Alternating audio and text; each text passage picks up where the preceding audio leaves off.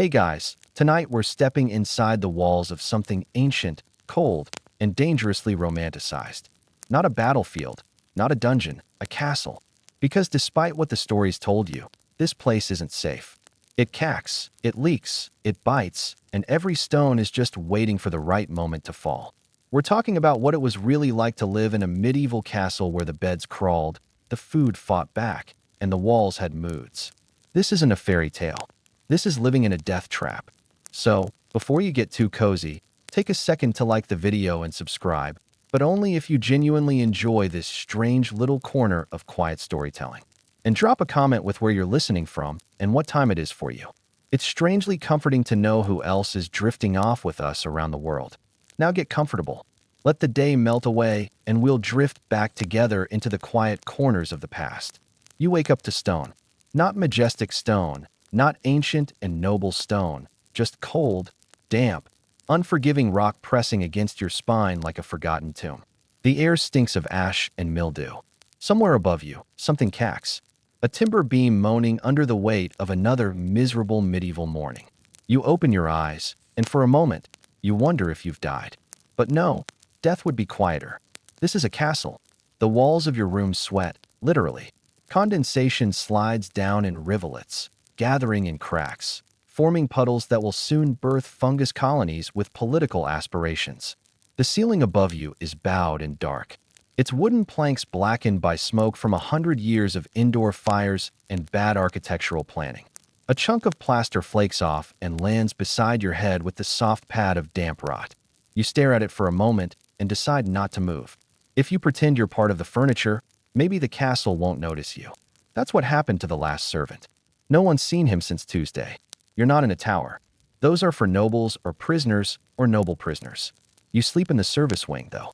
Wing is generous.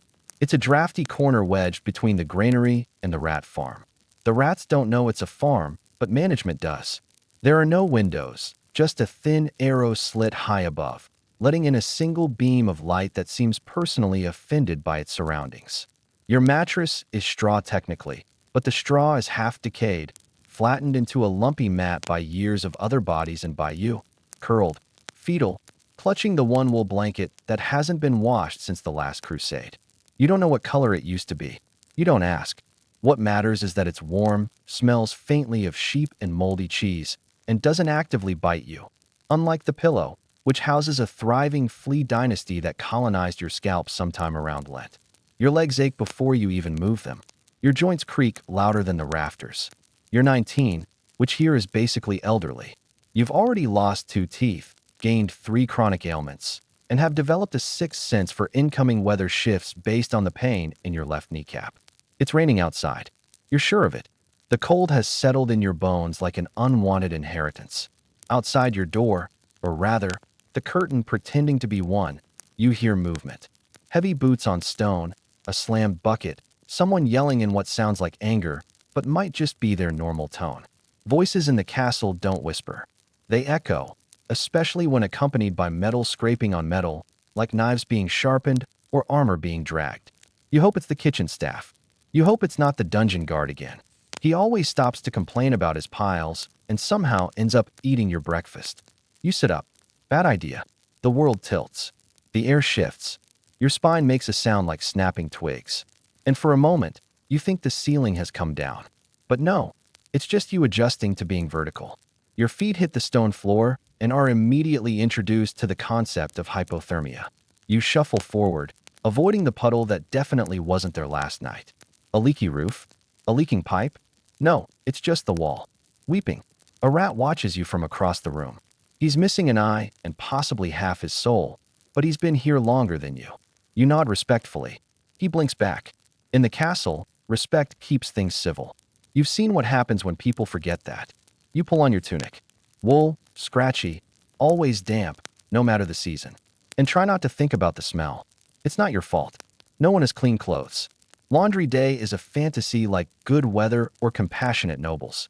You wear what you have until it rots off your body or bursts into flames from spontaneous despair.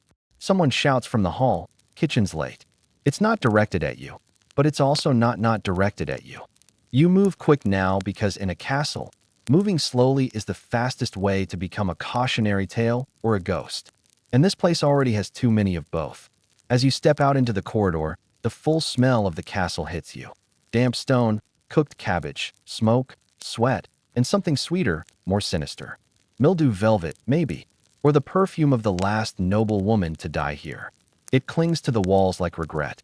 This is home. Fortress, prison, and death trap. All in one. You take a breath and start your day. The castle doesn't wait. The castle never waits.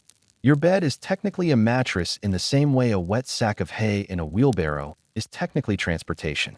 It's made of straw, sort of, mostly broken reeds, bits of thatch, and unidentifiable debris compressed into something vaguely mattress-shaped and deeply suspicious. You lie on it every night like someone trying to bond with a compost heap.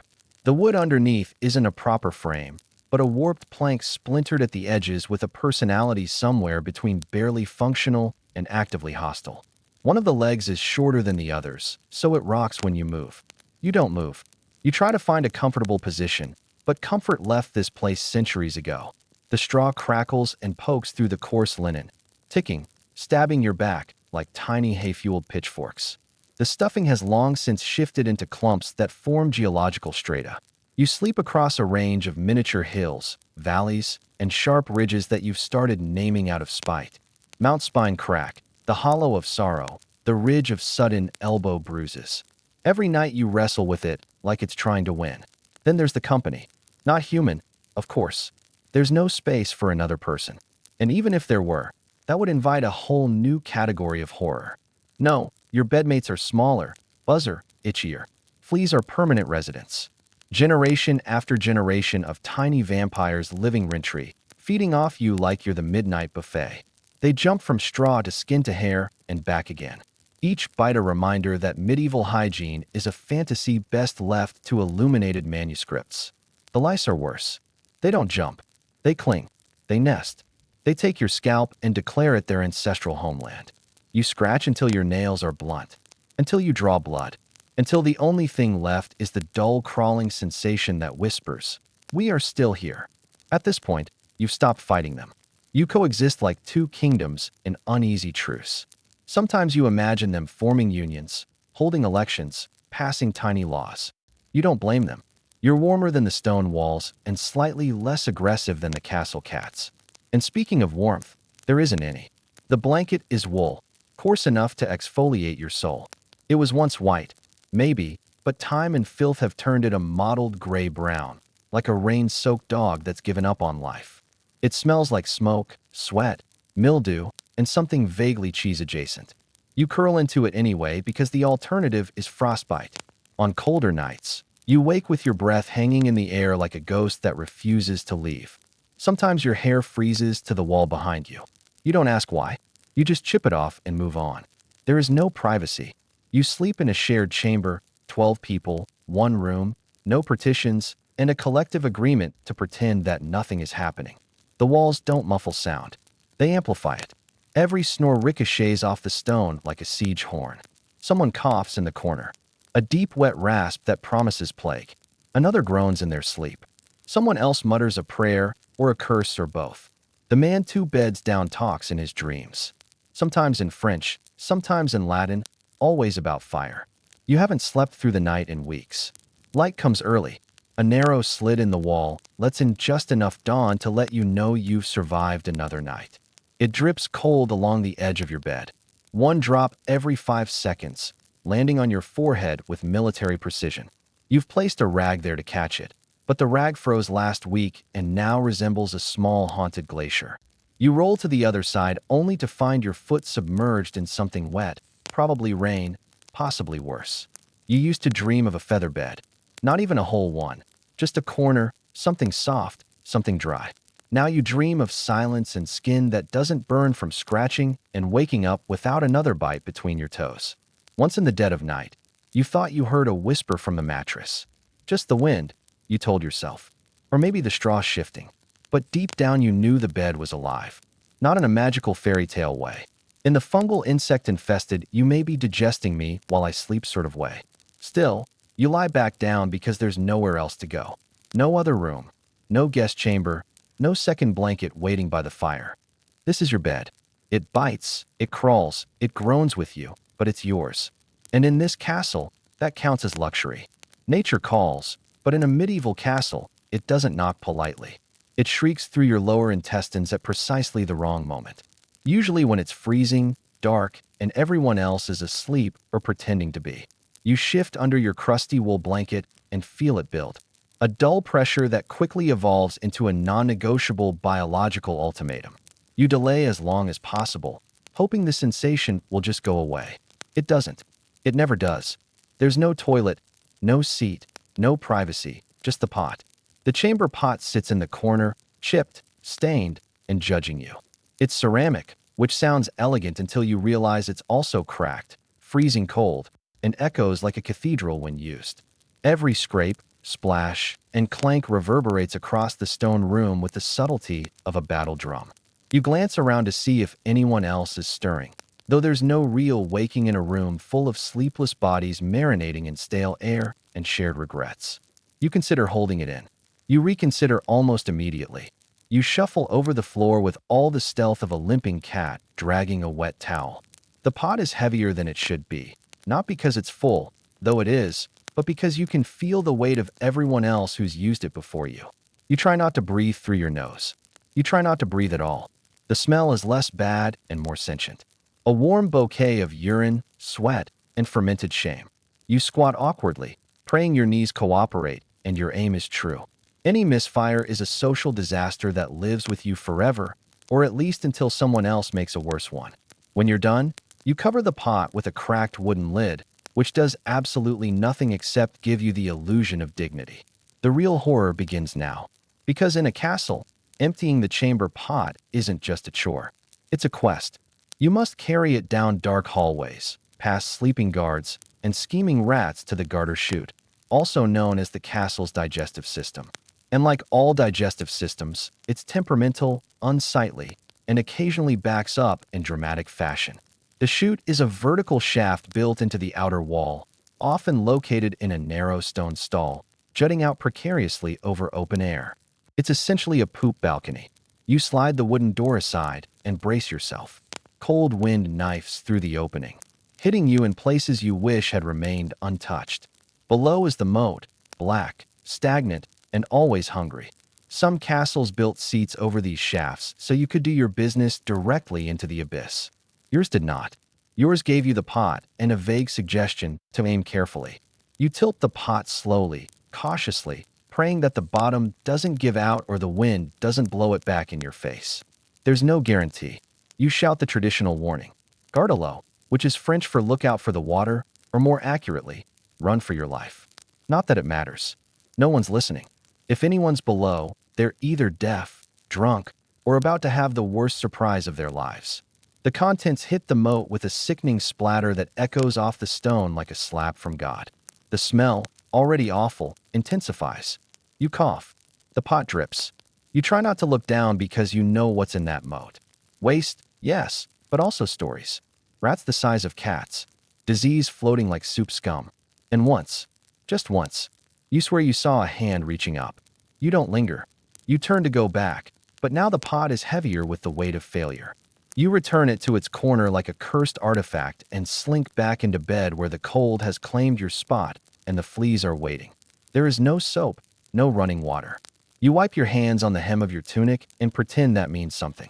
You lie awake staring at the dark ceiling and wonder who designed this system. Who decided that pooping into pottery and hurling it into open air was the height of engineering? The answer, of course, is no one. The castle wasn't designed. It just happened. One stone at a time, one mistake at a time, until it became the grand, drafty, dysfunctional monster you live inside. You roll over, careful not to kick the straw-head mattress into another violent creak, and close your eyes. You know what's waiting for you tomorrow. The pot will be there. So will the wind. So will the moat. You pray not for forgiveness or safety, but for solid footing. Because one slip on the edge of that garter-robe, and you don't just lose your dignity. You fall into history. From a distance, the moat looks like security. A wide ring of water encircling the castle, gleaming under moonlight, tranquil as a mirror and just as deceptive. Lords and ladies glance at it from tower windows and feel reassured. No one can cross that, they say, sipping weak wine and ignoring the smell wafting through the arrow slits because the moat doesn't guard the castle. It haunts it. During the day, it shimmers faintly green, not from algae, but from the thick layer of rot that floats on the surface like a soup of everything the castle doesn't want to deal with. Food scraps, dead rats, the occasional chicken, the very occasional human.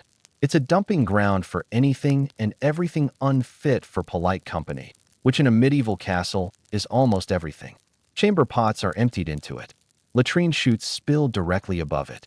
When it rains, the runoff carries and even more. Blood from the kitchens, slop from the stables, while from last night's bad pork. The water never moves fast enough to cleanse itself. It sits, it simmers, it stews.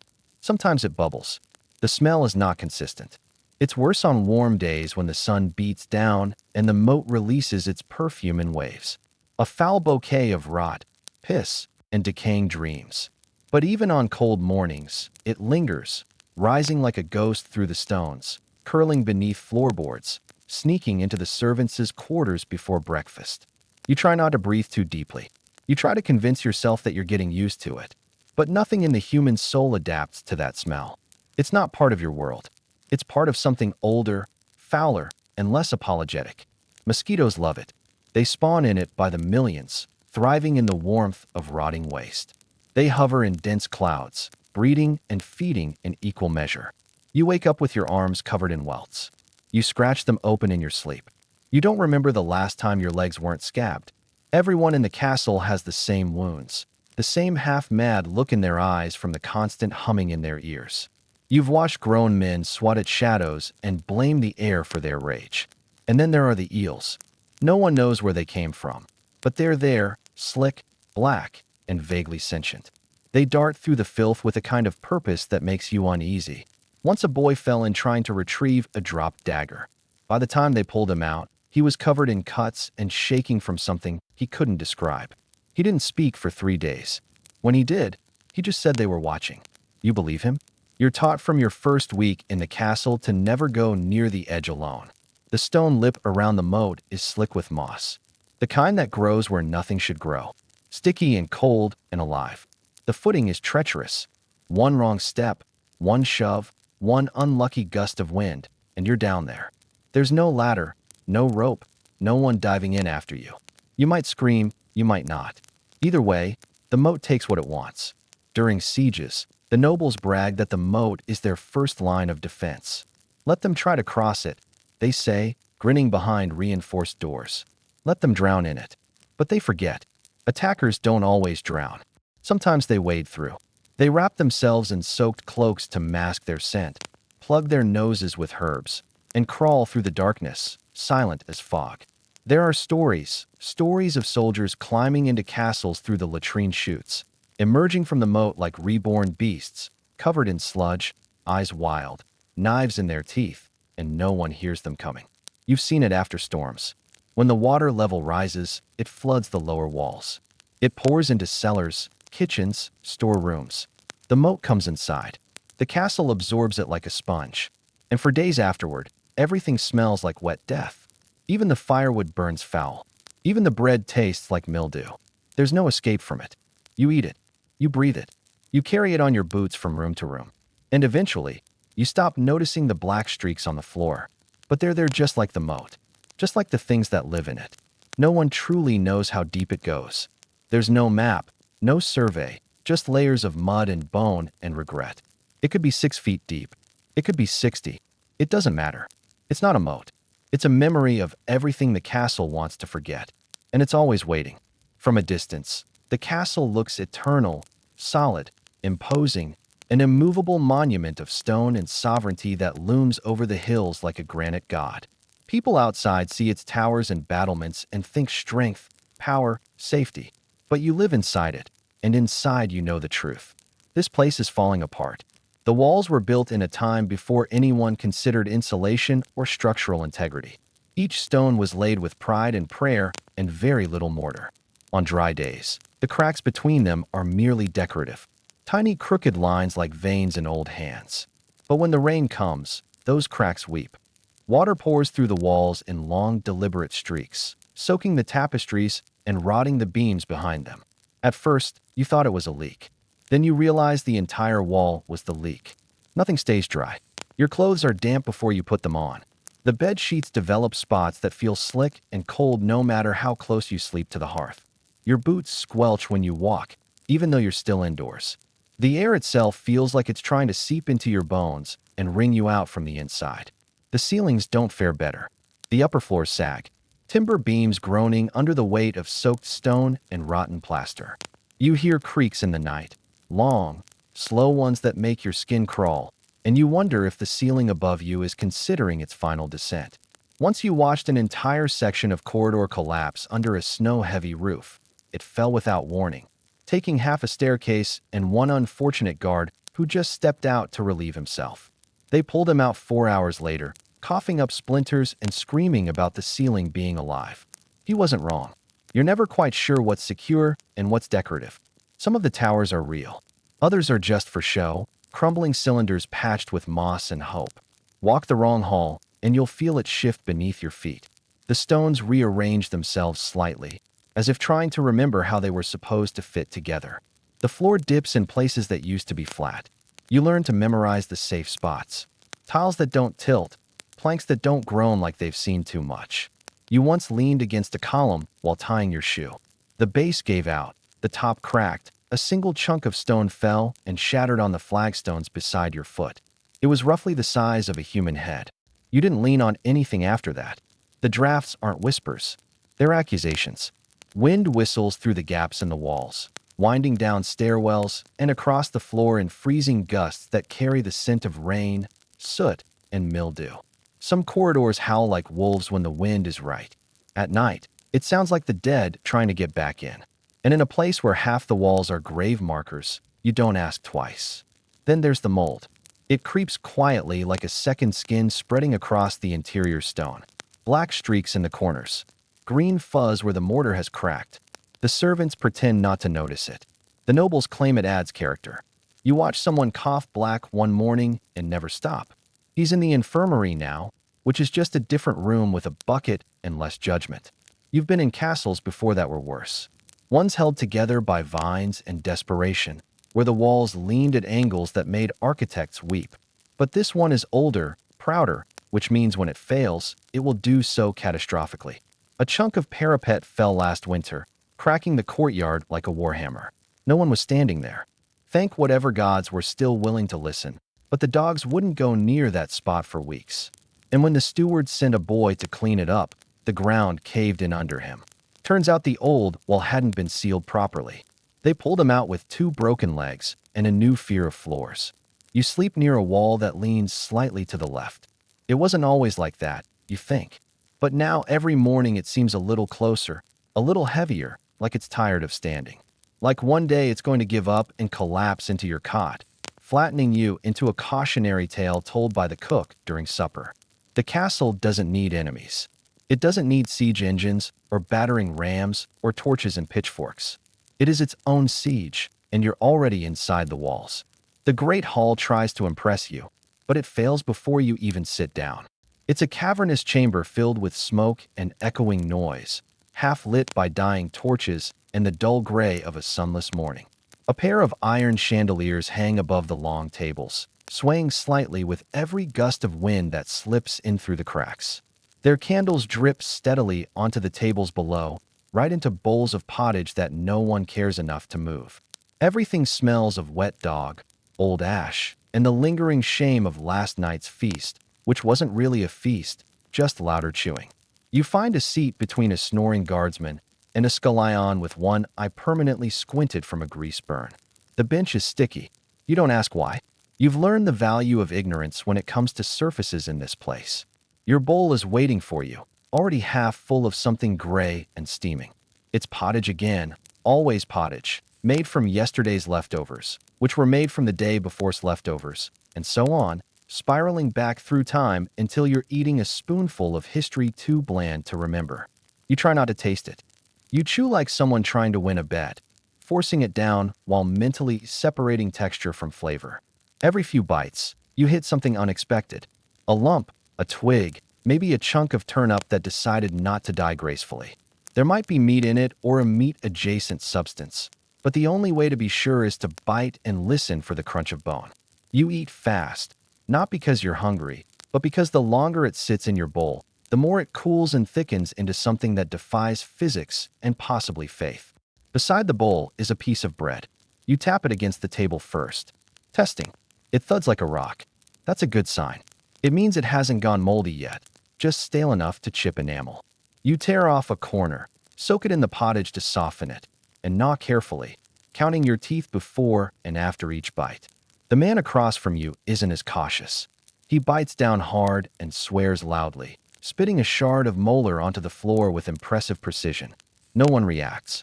The floor eats teeth like candy. The beer arrives in shared pictures, warm and flat, and slightly sour. It's the only drink that doesn't taste worse as the day goes on, which is why everyone drinks it at dawn without shame. You pour a mug for yourself and sip, pretending it's refreshing. It isn't. It's barely beer, but it's wet and doesn't smell like the moat, so it passes for potable. Water is a luxury too dangerous to trust. You learn that after your third stomach infection and a week of prayers whispered between bouts of violent regret. The nobles don't eat here. They dine upstairs where the fires are hotter, the bread is softer, and the servants bring their food in on trays without rat bites. Down here, you serve yourself. The kitchen dumps food in bulk, and everyone scrambles to grab a bowl before the flies do. You elbow a boy trying to steal your spot. He glares but backs off. It's not worth bleeding over a turnip, but people have bled for less. The air grows thicker as more bodies pour in.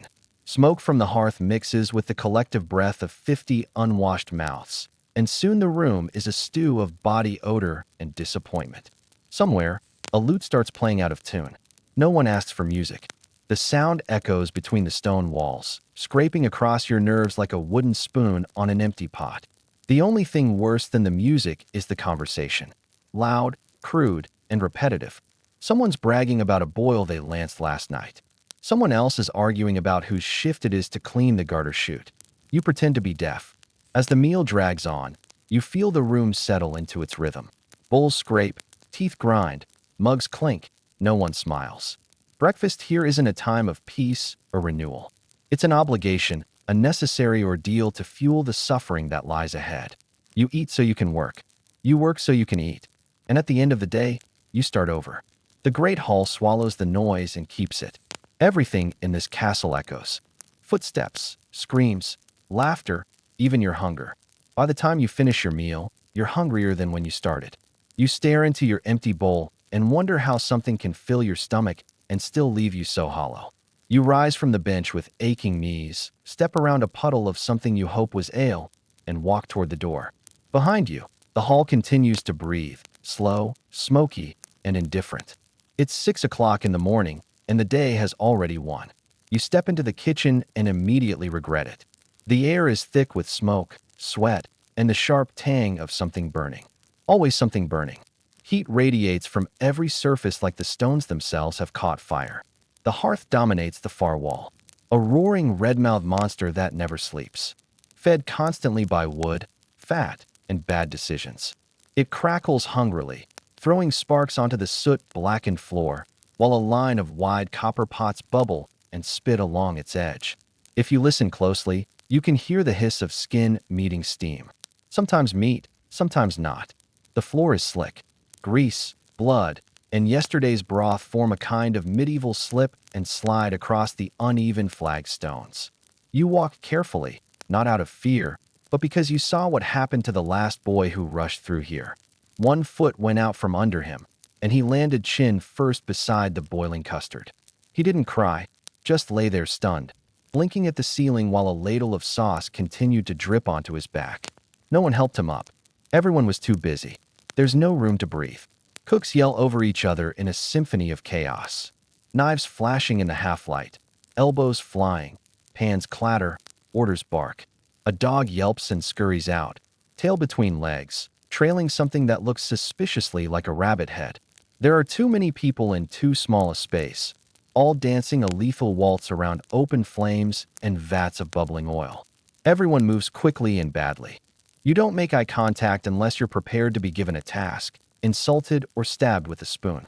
Above you, the rafters drip fat. No one knows how long the grease has been accumulating up there, but every now and then it lets go with a slow, viscous drop that lands with a sizzle on hot metal or bare skin. There's a black scorch mark on one beam from where the ceiling caught fire 2 winters ago. They never repaired it, just shrugged, threw another log on the hearth, and kept stirring the soup. You pass a table where a pig's head stares at you, eyes milky and mouth agape. Its tongue lets out over the edge like it's trying to escape. The butcher behind it is sharpening a cleaver with rhythmic strokes, singing under his breath in a language you don't recognize. He grins at you with red-stained teeth. You don't grin back. Over by the ovens, a scullery maid is scrubbing a pan the size of a coffin bent at the waist with a rag that's more whole than cloth. Her hands are red and cracked, nails black with soot. She doesn't look up when you approach, doesn't stop scrubbing, even when a pot of boiling stew is dragged past her foot close enough to scald. Everyone here has gone a little numb to pain. It's a survival mechanism. You adapt or you blister. The kitchen is never clean. It's too alive for that. Flour coats every surface in a thin, ghostly sheen. Onion skins gather in corners like snow drifts. Chicken feathers float in the air, landing on bread, soup, people. It doesn't matter. The fire doesn't care what it cooks, and neither do the pots. They hiss at everything the same. One wrong step, and you don't just burn, you disappear. Once a boy dropped a rag into the stew pot and leaned in to fish it out. The cook yanked him back by the collar just in time, but not before the skin on his forearm peeled like parchment. The smell is a full-body experience.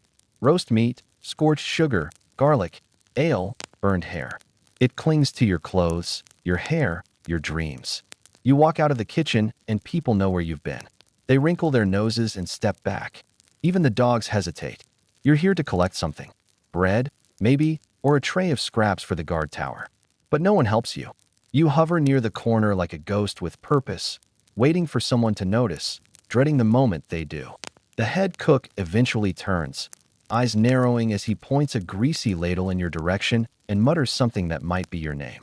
You take the tray and back away like it's cursed, which it might be. You don't look at what's on it. As you leave, you nearly collide with a boy carrying a spit-roasted goose twice his size. He stumbles, rights himself, keeps moving. Behind him, the fire pops loudly, flinging a spark into the air where it hovers, winks, then disappears. For a moment, you wonder if that's what the kitchen is. A place where things go to disappear. Food, names, memories, skin, and sometimes people. You live where light doesn't go. Beneath the floorboards, beneath the stairs, beneath everything that matters. Your bed is a pile of burlap sacks stuffed with straw that smells like it was harvested from a stable floor, wedged between a stack of firewood and a wall that weeps when it rains. The ceiling is so low you can't sit upright. When you lie down, your feet stick out. And when you curl up, your knees ache. You've memorized the patterns in the wood beams above. Cracks, knots, the dark streaks where someone's candle caught the boards once, and no one ever cleaned it up. You stare at those streaks at night and wonder if they're from soot or something worse. The space is shared, of course. Privacy is a myth like clean water or mercy. You sleep beside 3 others. One snores, one talks in her sleep, and one grinds his teeth so loudly you've considered smothering him just to restore some quiet.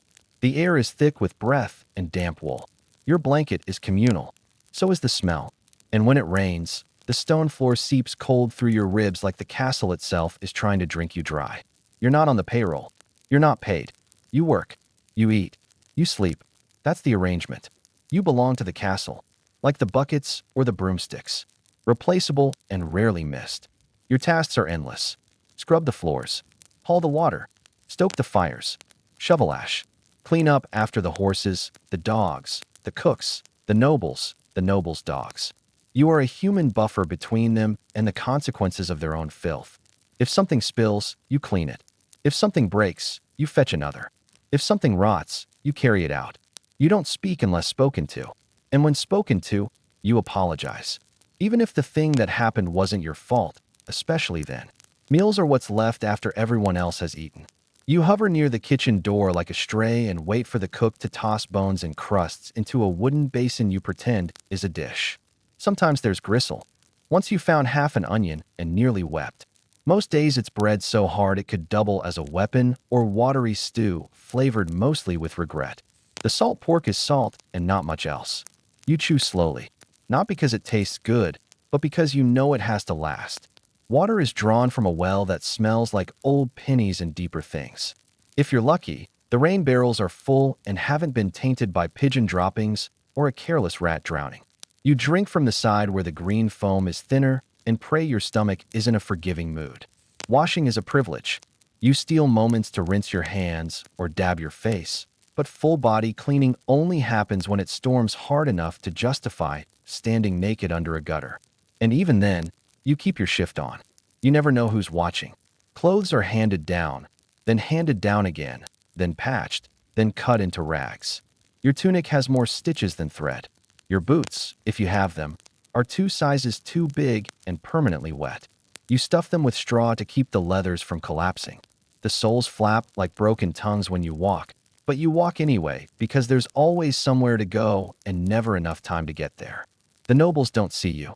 Not really. They speak past you, through you, around you. You are the hands that pour the wine, the feet that run to fetch the cloak, the back that lifts the chest without being asked. If they notice you at all, it's to complain that your sleeves are wrinkled or your hair looks unwashed. You bow. You nod. You agree. You learn to say thank you when they forget to hit you. At night, if you're allowed to sleep, you collapse into the straw like something dropped. You don't dream anymore. Or if you do, you don't remember. Your body forgets how to rest, even when it isn't moving. The muscles twitch, the feet ache, the mind hums like a beehive full of unfinished chores. And when the rooster crows before the sky has even decided on a color, you're already up, already moving, already back in it. You're not a noble. You're the floor beneath their feet. And the castle never stops walking. The castle is alive, but not in the noble poetic way the scribes like to write about. It breathes, yes, but it breathes mold. It moves, yes, but only because the walls are shifting and the floorboards are swollen from constant damp. And it hums with activity, but not the kind you'd want to brag about. You share this place with life. Life that scurries, skitters, furs, burrows, and bites. Life that wakes you before dawn and stays long after you're dead. The rats come first. You hear them at night, always at night, chewing in the walls, squeaking in the beams, thumping behind the tapestries as if they're trying to dig a tunnel straight to your skull. They travel in gangs, thick, gray, and confident. Their fur slick with filth and eyes bright with the confidence of creatures that know you'll never catch them. You've seen one steal half a loaf of bread right off the Lord's table, then drag it beneath the throne like it paid rent. No one bothered to chase it. They just made the sign of the cross and kept chewing their own bread faster. In the granary, they rule outright. The sacks are punctured, the grain full of holes, the floor a mess of husks and droppings. You're told to sweep it up and say nothing. Weevils build character. The stewer jokes, then grabs a handful of barley for the stew. You pretend not to see the wriggling. Later, as you eat, you chew carefully, wondering if what you're biting is a bit of herb or something else entirely. Roaches, those dark little devils, are everywhere else. Under pans, between bricks, crawling up the walls like they're heading to confession. You find them in your boots. You find them in your bed. Once you found one in your ear, it was dead, but that didn't help much. They're impossible to kill, harder to track, and seem to multiply with every shout, stomp, or prayer. The kitchen has a whole colony living behind the bread oven, and the cook swears they're resistant to heat, flour, and curses. The castle doesn't just host pests. It hosts decay. Everywhere you look, something is rotting: food, cloth, wood, morals. The beams above the main hall drip black from age and neglect. The stairs creak not from footsteps, but from the slow softening of ancient planks turning to mulch.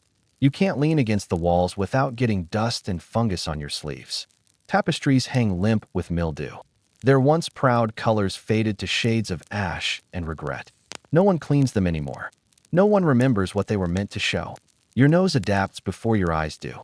There's a smell to it all. A damp, earthy stench that seeps out of every crack and corner. A mix of old meat, standing water, wet wool, and mouse urine. It clings to your skin like another layer of clothing. You walk through it, breathe it in, wear it until it becomes you. Sometimes the rot isn't hidden. Sometimes it's bold. Green blooms on bread, black fuzz on meat, orange slicks in barrels that should only hold water. When it's your turn to serve food, you scrape off the top layer and hope the rest hasn't turned. When you eat, you try not to look too closely. You've learned that hunger is more persuasive than caution, and that your stomach can forget what your eyes refuse to. You've also learned to watch for the fleas. They're smaller than the rats, subtler than the roaches, but worse in the long run. They hop from one host to another, biting and burrowing, nesting in hair, fur, clothing, hope. Everyone has them. You scratch in your sleep. You scratch while serving.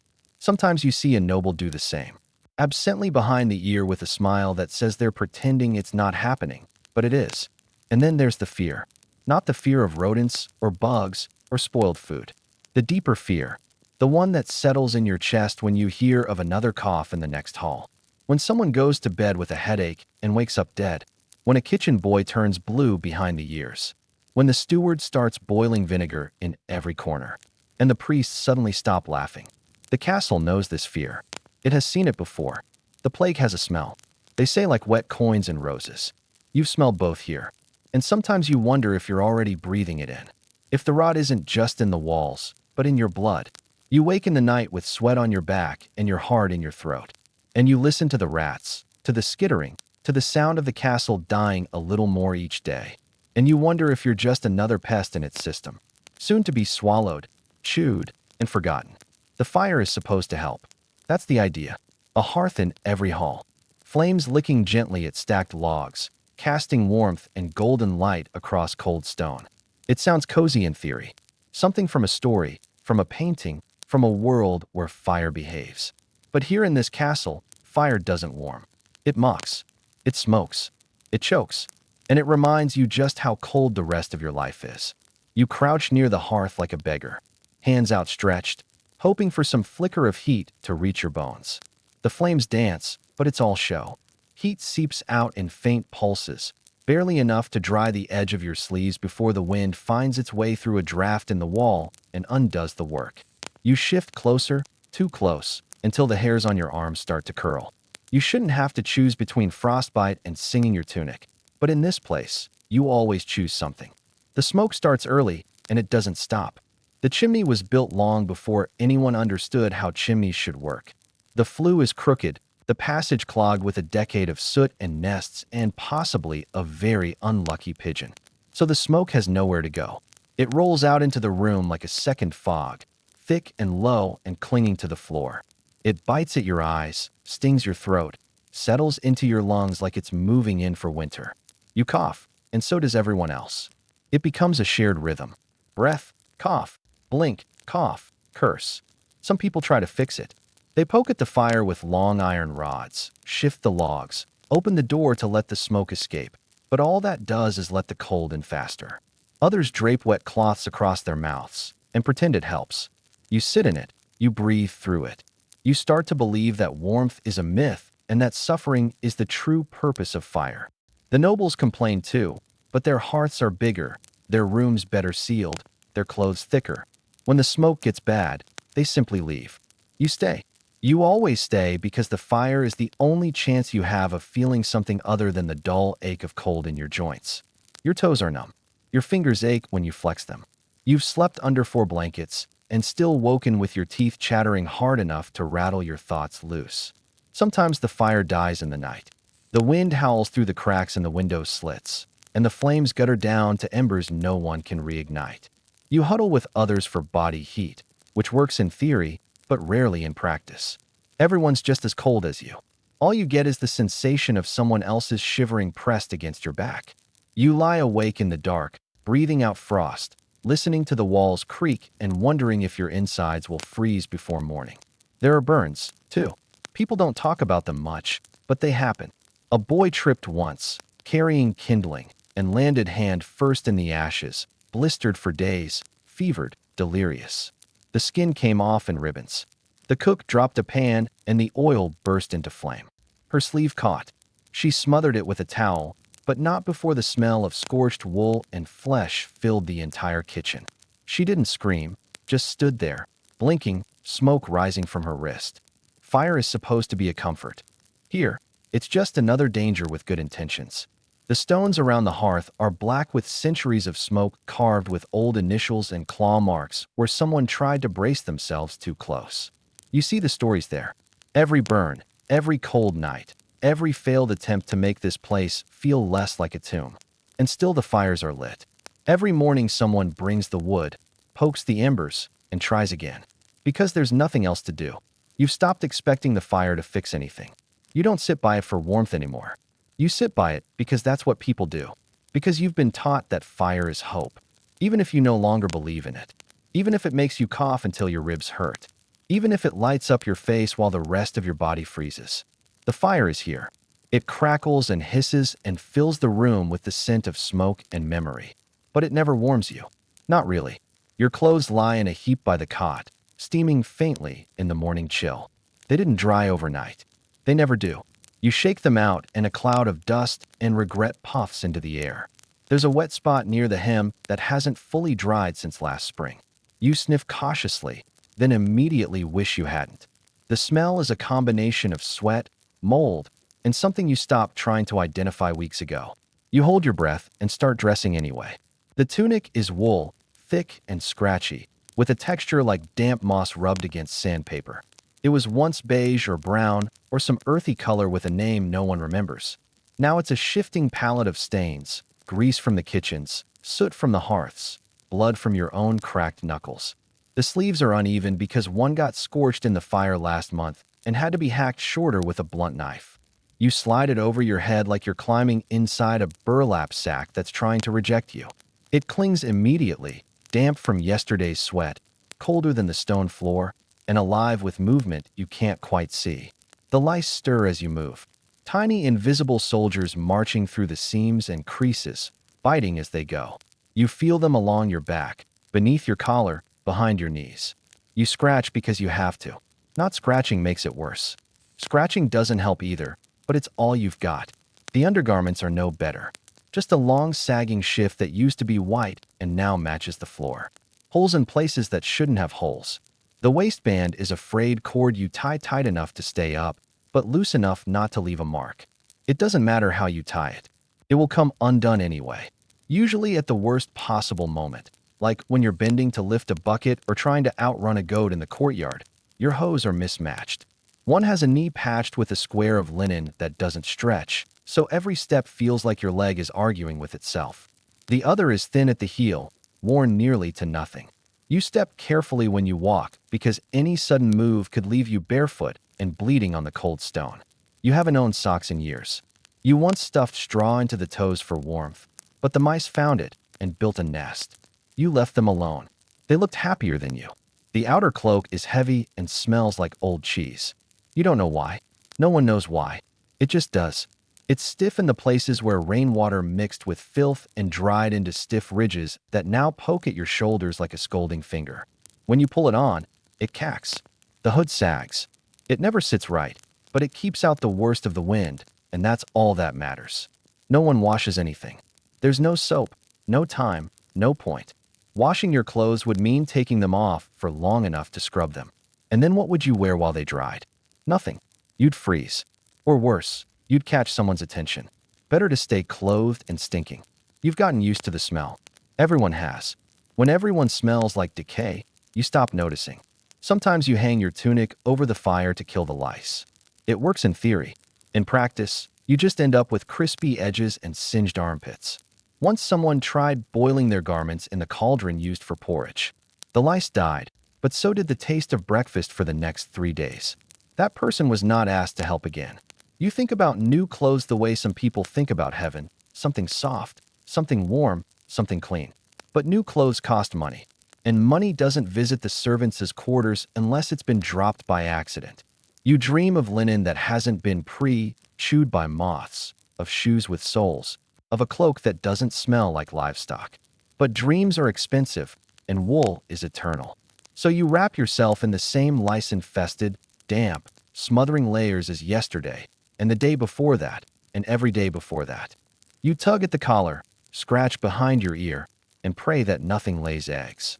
Then you walk out into the corridor, dressed for another day in the castle, ready for work, ready for war, ready for disease. Fleas don't care who you are. They don't stop to admire your title, your tapestry, your lineage carved into the stained glass above the chapel. They bite through silk and wool the same way they bite through rags. It doesn't matter if you sleep in a feather mattress or a pile of straw. If you bathe once a week or once a year, if you breathe, you bleed. And if you bleed, the fleas are coming. You wake up scratching, not because you want to, because you have to. The bites form a constellation across your arms and legs, small and angry, and arranged in patterns you've started to recognize. They bloom along the curve of your ankle, behind your knees, across the soft skin of your stomach. You claw at them in the dark, half asleep, nails blunt from overuse. You don't even open your eyes anymore. The itching is part of you now. Like your name, like your shadow. You once thought fleas were a servant's problem, a peasant thing, something that came with mud and filth and sleeping too close to animals. But you've seen the noble scratch, too. You've watched a baron's daughter discreetly run her fingernails along the back of her neck during supper. You've seen the lord of the keep pause mid-sentence to scratch behind his knee and pretend it never happened. They do it like a reflex, like breathing, like guilt. Everyone itches. Everyone lies about it. Bed bugs are worse, but quieter. They wait until the candles are out, until the air turns still and the stone starts to cool. Then they emerge from seams, from splinters, from inside the stuffing of mattresses older than memory. You don't see them, but you feel them. Small pressure, warm bite, faint crawl. You throw back the blankets and find nothing, but they're there. Always there. You've woken with welts down your spine like tally marks. You've scratched holes in your tunic. You've bled into your sheets, and you're one of the lucky ones. Some people swell from the bites. Their skin puffs up red and tender and wet with infection. Boils rise like warnings. A stable boy once scratched his calf until it split open. By the next day, the leg was twice its normal size, and he was babbling about the Virgin Mary visiting him in a dream. They buried him before the swelling stopped. The fleas didn't wait. They just moved on. You've tried everything to stop them. Soap, vinegar, salt, boiling your bedding in a stolen pot. You've picked through your seams with a pin, turned your cloak inside out, burned the hay in your mattress. It works for a day, maybe two. Then the itching returns stronger, like it missed you. You've learned to stop fighting. You make peace with it. The constant bite becomes a rhythm. You scratch one arm, then the other, then your neck, then your side, then again. A slow, circular ritual like prayer. The castle helps them. Every room has the perfect conditions: warmth, moisture, fabric, flesh. The walls are alive with cracks and crevices. The floors are coated in skin flakes and old crumbs. The fires lure them closer. The furs hide them. You share the castle with them the way you share it with rats and roaches and ghosts. They were here before you. They'll be here after. No one talks about it. There's an unspoken agreement that parasites don't exist. If you don't say their name, you discuss the weather, the taxes, the quality of last night's ale, but never the itching, never the blood on your sheets or the twitch in your eye when something brushes your ankle. Even when you're raw from scratching, even when your skin feels like it's crawling without reason, you keep quiet. To speak of it is to admit defeat. But you see it in the eyes, in the way people shift in their seats, tug at their sleeves, rub their ankles together beneath the table. You see it in the way the maids slap their thighs while walking, or the guards scratch beneath their armor when they think no one's watching. Even the priest has a twitch in his hand when he blesses the bread. Fleas don't believe in God or rank or mercy. They just want your blood, and they always get it. You take the stairs like you're stepping through a dream, carefully, without trusting any of it. The stone steps are smooth in all the wrong places, polished not by care, but by centuries of boots, blood, and broken ankles. They sag in the middle and flare at the edges, like they're trying to slip out from beneath you. Some are cracked straight through, split like old teeth. One of them, near the west tower, is entirely hollow underneath. Step too hard, and it shifts, groaning like it remembers the last person who fell through. And someone always falls through. The walls don't help. They lean where they shouldn't. The castle settles constantly, tilting like it's drunk and trying to pretend otherwise. One hallway slopes so sharply that carts have to be braced with bricks to stop them from rolling into the scullery. You walk at an angle there, bracing yourself against the damp stone, one hand out, pretending it's normal. Everything here is tilted. You learn to adjust. Some corridors just stop. You turn a corner, expecting a door, a staircase, anything.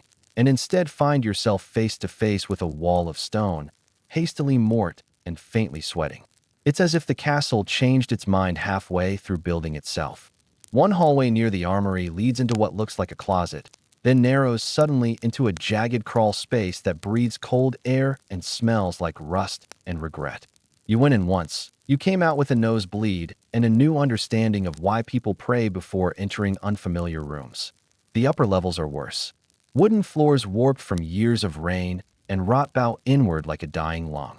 Boards decay with every step, some of them snapping like twigs beneath your weight. You test each one with your toes, searching for that subtle give, the warning shudder that tells you this might be the end of your spine. Even when you know it's coming, it surprises you. One moment you're walking, the next your leg is swallowed to the knee and you're screaming into the dark, hoping someone hears. No one hears because sound gets lost here. The halls twist too much. They curve where they should run straight, taper off into shadows, double back like they're ashamed of themselves. You've taken the same wrong turn twice in one day, ending up in the same torch-lit dead end, staring at the same faded tapestry of a man stabbing a dragon that looks vaguely embarrassed. There are rumors of servants who vanished mid-shift, trays still in hand, swallowed by the maze. They say you can still hear the clatter of plates in certain hallways long after everyone's gone to bed. Doors don't always open, and when they do, sometimes they open into places you don't expect. An unfinished stairwell, a hole in the floor, a wall that's mostly termites. The locks are old, the hinges are older. You push too hard, and the whole thing might come off in your hands, dragging stone and splinters with it. Or it won't budge at all, trapping you in a narrow room with no windows and the distinct smell of someone else's panic. The towers try to kill you outright. Narrow spiral staircases twist tightly. Steps no wider than your foot. No railing, no mercy. If you slip and everyone slips, you tumble like a sack of meat through cold air and centuries of silence. The guard who fell last winter hid every step on the way down. They say his spine snapped in 3 places. They say he lived, but you haven't seen him since. Even the ceilings want you dead. Chunks of plaster fall without warning. A stone block dropped from the keep last month right into the chapel hallway, narrowly missing a novice on her way to morning prayers. She took it as a sign. She left that night and never came back. No one blamed her. You walk carefully now. You memorize the good steps, the safe corners, the beams that haven't cracked, the doors that still open. You count paces between hazards. You hold your breath in certain halls, not because of the smell, but because you're afraid it's the last one you'll get to take. The castle wasn't built to last. It was built to confuse, to bend, to lean just enough to remind you who's really in control. And every time you take a walk, it reminds you, this isn't a home. It's a trap with stairs. At first glance, the banquet seems like a miracle. Long tables draped in faded cloth stretch across the hall, sagging under the weight of roasted meats, glistening fruit, and tarnished goblets sloshing with ale. The air is thick with heat, smoke, perfume, and something sharper. Something underneath it. All that you pretend not to smell. Torches flicker along the walls, casting warped shadows on ancient stone and catching the sheen of grease clinging to every surface. Laughter rings out, hollow and forced, bouncing off the ceiling and into your ears like bad news dressed in velvet. The meat arrives on silver trays, but the silver is cracked and the meat is sweating. It's a suckling pig tonight, its snout charred, its mouth stuffed with a wilted apple that's gone soft and gray around the edges. You watch as the steward slices into it with a blade that hasn't been cleaned since last Tuesday. The juice that runs out is too dark, the smell too sweet. You look away and hope your stomach still believes in hope. You're seated near the end, of course, among the lesser folk, the kind whose names don't carry weight, only debts. The bread is hard, the cheese is sweating, and the wine tastes faintly of vinegar and mold. You eat it anyway, because not eating means drawing attention, and drawing attention means answering questions. You don't want to talk about the boil on your back or the rash spreading across your chest. You don't want to explain why your hands shake when you pour your drink. You want to get through the meal without being noticed, without vomiting, and without catching fire. The nobles don't eat like you. They tear meat with jewel-stained fingers and shout across the table with mouths half full. They argue over borders they've never seen, and cousins they only remember by their scandals. One lord insists his nephew didn't start the rebellion in the north. It was clearly provoked by an insult involving sheep and a poorly timed poem. Another swears he lost his lands due to sorcery, not gambling. They slam goblets, demand refills, and hurl bones onto the floor with the glee of men who've never had to sweep anything in their lives. Spices coat everything: cinnamon, cloves, pepper, so thick it burns your throat and makes your eyes water. Not to impress, not to taste, but to hide. The meat is too old, the broth too thin, the fish too far from the sea. The cooks drown the food in spice to silence the truth of it, to make you forget the greenish tinge on the chicken or the stringy texture of what might be horse. You chew carefully and try not to bite into anything that pushes back. By the third course, someone has already passed out. His face is red, his tunic damp with sweat, a smear of something dark trailing down his chin. No one helps him. The man beside him reaches over and takes his leg of mutton, muttering about waste. A servant arrives a minute later and drags the body out by the ankles, leaving behind a trail that no one will clean until morning. You sip from your goblet and feel your stomach shift. Something inside you does not agree with the swan stew. You breathe through your nose and pray it was just a cramp. But deep down you know the signs. You've seen the look on faces before they run to the latrine. You've heard the sounds, felt the heat and the sweat that comes next. You eat slower now, picking at the crust of a pie that leaks a dark liquid onto the plate like it's bleeding out its regrets. The music doesn't help. A trio of minstrels near the D's plays something that was probably cheerful once, but now sounds like a dirge played by drunkards. They hit the wrong notes with conviction, and the nobles cheer as if they can't tell the difference. One begins singing about a maiden and a miller, but forgets the words halfway through and makes up the ending. It involves a bear. The room erupts in laughter, not because it's funny, but because everyone's too full to argue. Toward the end, a noble woman screams at her husband over a misremembered vow made 2 winters ago during a hunt that ended in disaster. He throws a goblet.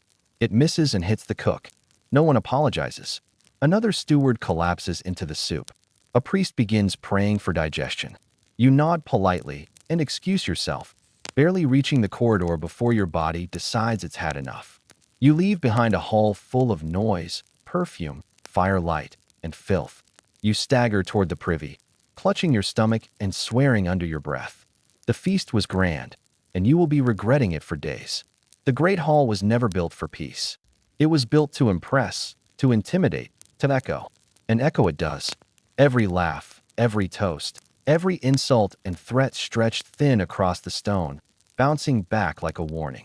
You walk in quietly and take your place near the wall, not to observe the grandeur, but to avoid the line of fire. No one sits in the center unless they're powerful, foolish, or new. And the new don't stay new for long. There's a sword hanging over the hearth. It's decorative, they say, part of the family's history. But it's real enough, sharp enough, and it's been used more than once to settle an argument before the wine even reaches the bottom of the goblet. You've seen it happen. One man insulted another sister. Or maybe it was his dog. Either way, within seconds, there was blood on the flagstones and a stunned silence that lasted just long enough for someone to whisper, "Finally," before the minstrels picked up their instruments again. Fighting happens often, almost ritually. It starts as a joke, a drunken elbow, a jive about lineage, a misstep in a dance. But things escalate quickly when everyone's carrying knives. There's no such thing as a light push in the Great Hall. Every shove is a declaration. Every stumble could be a duel. And every duel could end with someone face down in the gravy. You've watched men pull daggers from their boots while still chewing meat. You've seen women throw goblets so hard they cracked a skull. No one intervenes. Not unless the wrong person starts to lose. The banners above you hang heavy with dust, embroidered with lions and hawks, and other symbols of families that used to matter more. Now they just watch. Silent witnesses to another noble vomiting onto the rushes while someone else screams about inheritance. The rushes themselves do nothing to hide the blood. They soak it up, sure, but the smell lingers. You step carefully around a dark patch near the hearth and try not to remember who bled there last week. Sometimes the violence isn't loud. Sometimes it comes in the form of silence, of glances exchanged like knives, of a goblet passed a little too quickly. Poison is a quieter art, but no less effective. A lord clutches his stomach and turns pale halfway through the roast duck, and everyone keeps eating. A lady excuses herself and never returns. Her maid finds her stiff in bed the next morning, eyes wide, mouth foaming, and the only question anyone asks is whether there's still pie left from supper. You learn to drink from the cup you poured yourself. You learn to eat only what you saw prepared. And even then, you smell it first. You nod at everyone. You agree with everything. You become fluent in flattery and invisible in disagreement. It's survival. You don't win arguments in the Great Hall. You survive them. And if you're lucky, you remember where the exits are. There are guards in the corners, of course, but they're decorative, too. They don't stop anything. They wait for orders. And by the time orders come, it's usually just to drag the body out and throw a new rug over the stain. Sometimes the guards are the ones fighting. One broke a serving boy's nose for tripping near the high table. No one said a word. The boy cleaned up his own blood and apologized for bleeding too loudly. After dessert, the bodies are usually gone. You hear the scrape of boots, the grunt of someone pulling dead weight across stone, and the thud of a door closing. You don't look. You never look. You keep eating. The stew has cooled. The bread has hardened. The candles have burned low. Someone makes a joke about the dead man's manners. Someone else laughs too hard, too loud, too fast. Everyone pretends it was funny. You leave when the others leave. Slowly, carefully, with the kind of grace that says, I am not a threat. I am not worth stabbing tonight. You slip out beneath the faded banners, past the hearth with its sword still clean, past the minstrels playing a song no one hears. The night air hits your face like a confession. You breathe it in and wonder how many people will still be breathing by morning. In the castle's heart, violence is tradition, and tradition always finds its voice. You learn quickly that smiles mean nothing here. They flash across the great hall like blades in sunlight, sharp, fleeting, and dangerous. Everyone wears one, just as everyone wears a blade. Some carry them on their hips, others in their boots. But the most dangerous are the ones hidden in sleeves, in words, in glances that last half a second too long. You sleep near these people. You eat beside them. You nod politely and pray they found a better target today. The nobles don't shout. Not when they're angry. That would be too easy to spot, too honest. Instead, they compliment you. They pull you into quiet conversations near hearths and staircases, hands warm on your elbow, breath thick with wine and lies. I heard something, they say. I thought you should know. And then they tell you a secret you never wanted. Someone's affair, someone's debt, someone's bastard child hidden behind the chapel. They whisper it like a gift, but it weighs like a stone. You can't unhear it. That's the trick. They want you to know, not to help you, but to trap you.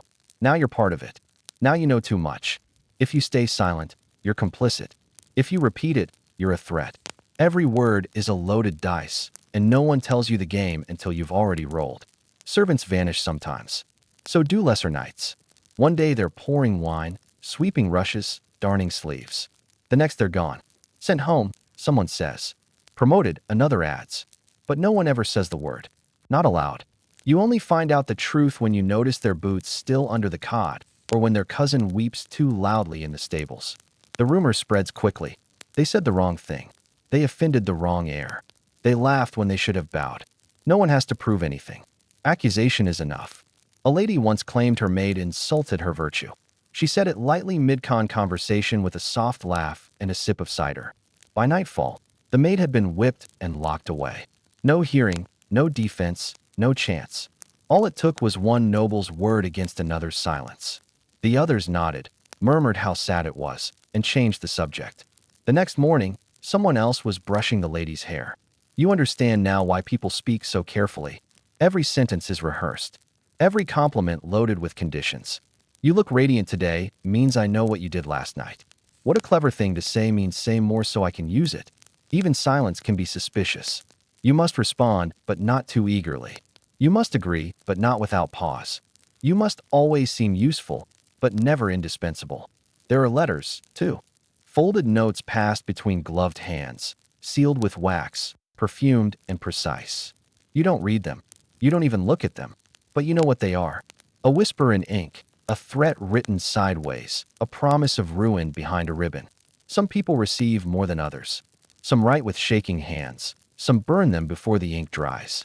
Loyalty here is a currency, and it depreciates quickly. You can be trusted one day and suspected the next, depending on who benefits from your downfall. You've seen friends turn on each other with practiced ease. You've watched siblings accuse one another across a breakfast table, smiling through mouthfuls of boiled eggs.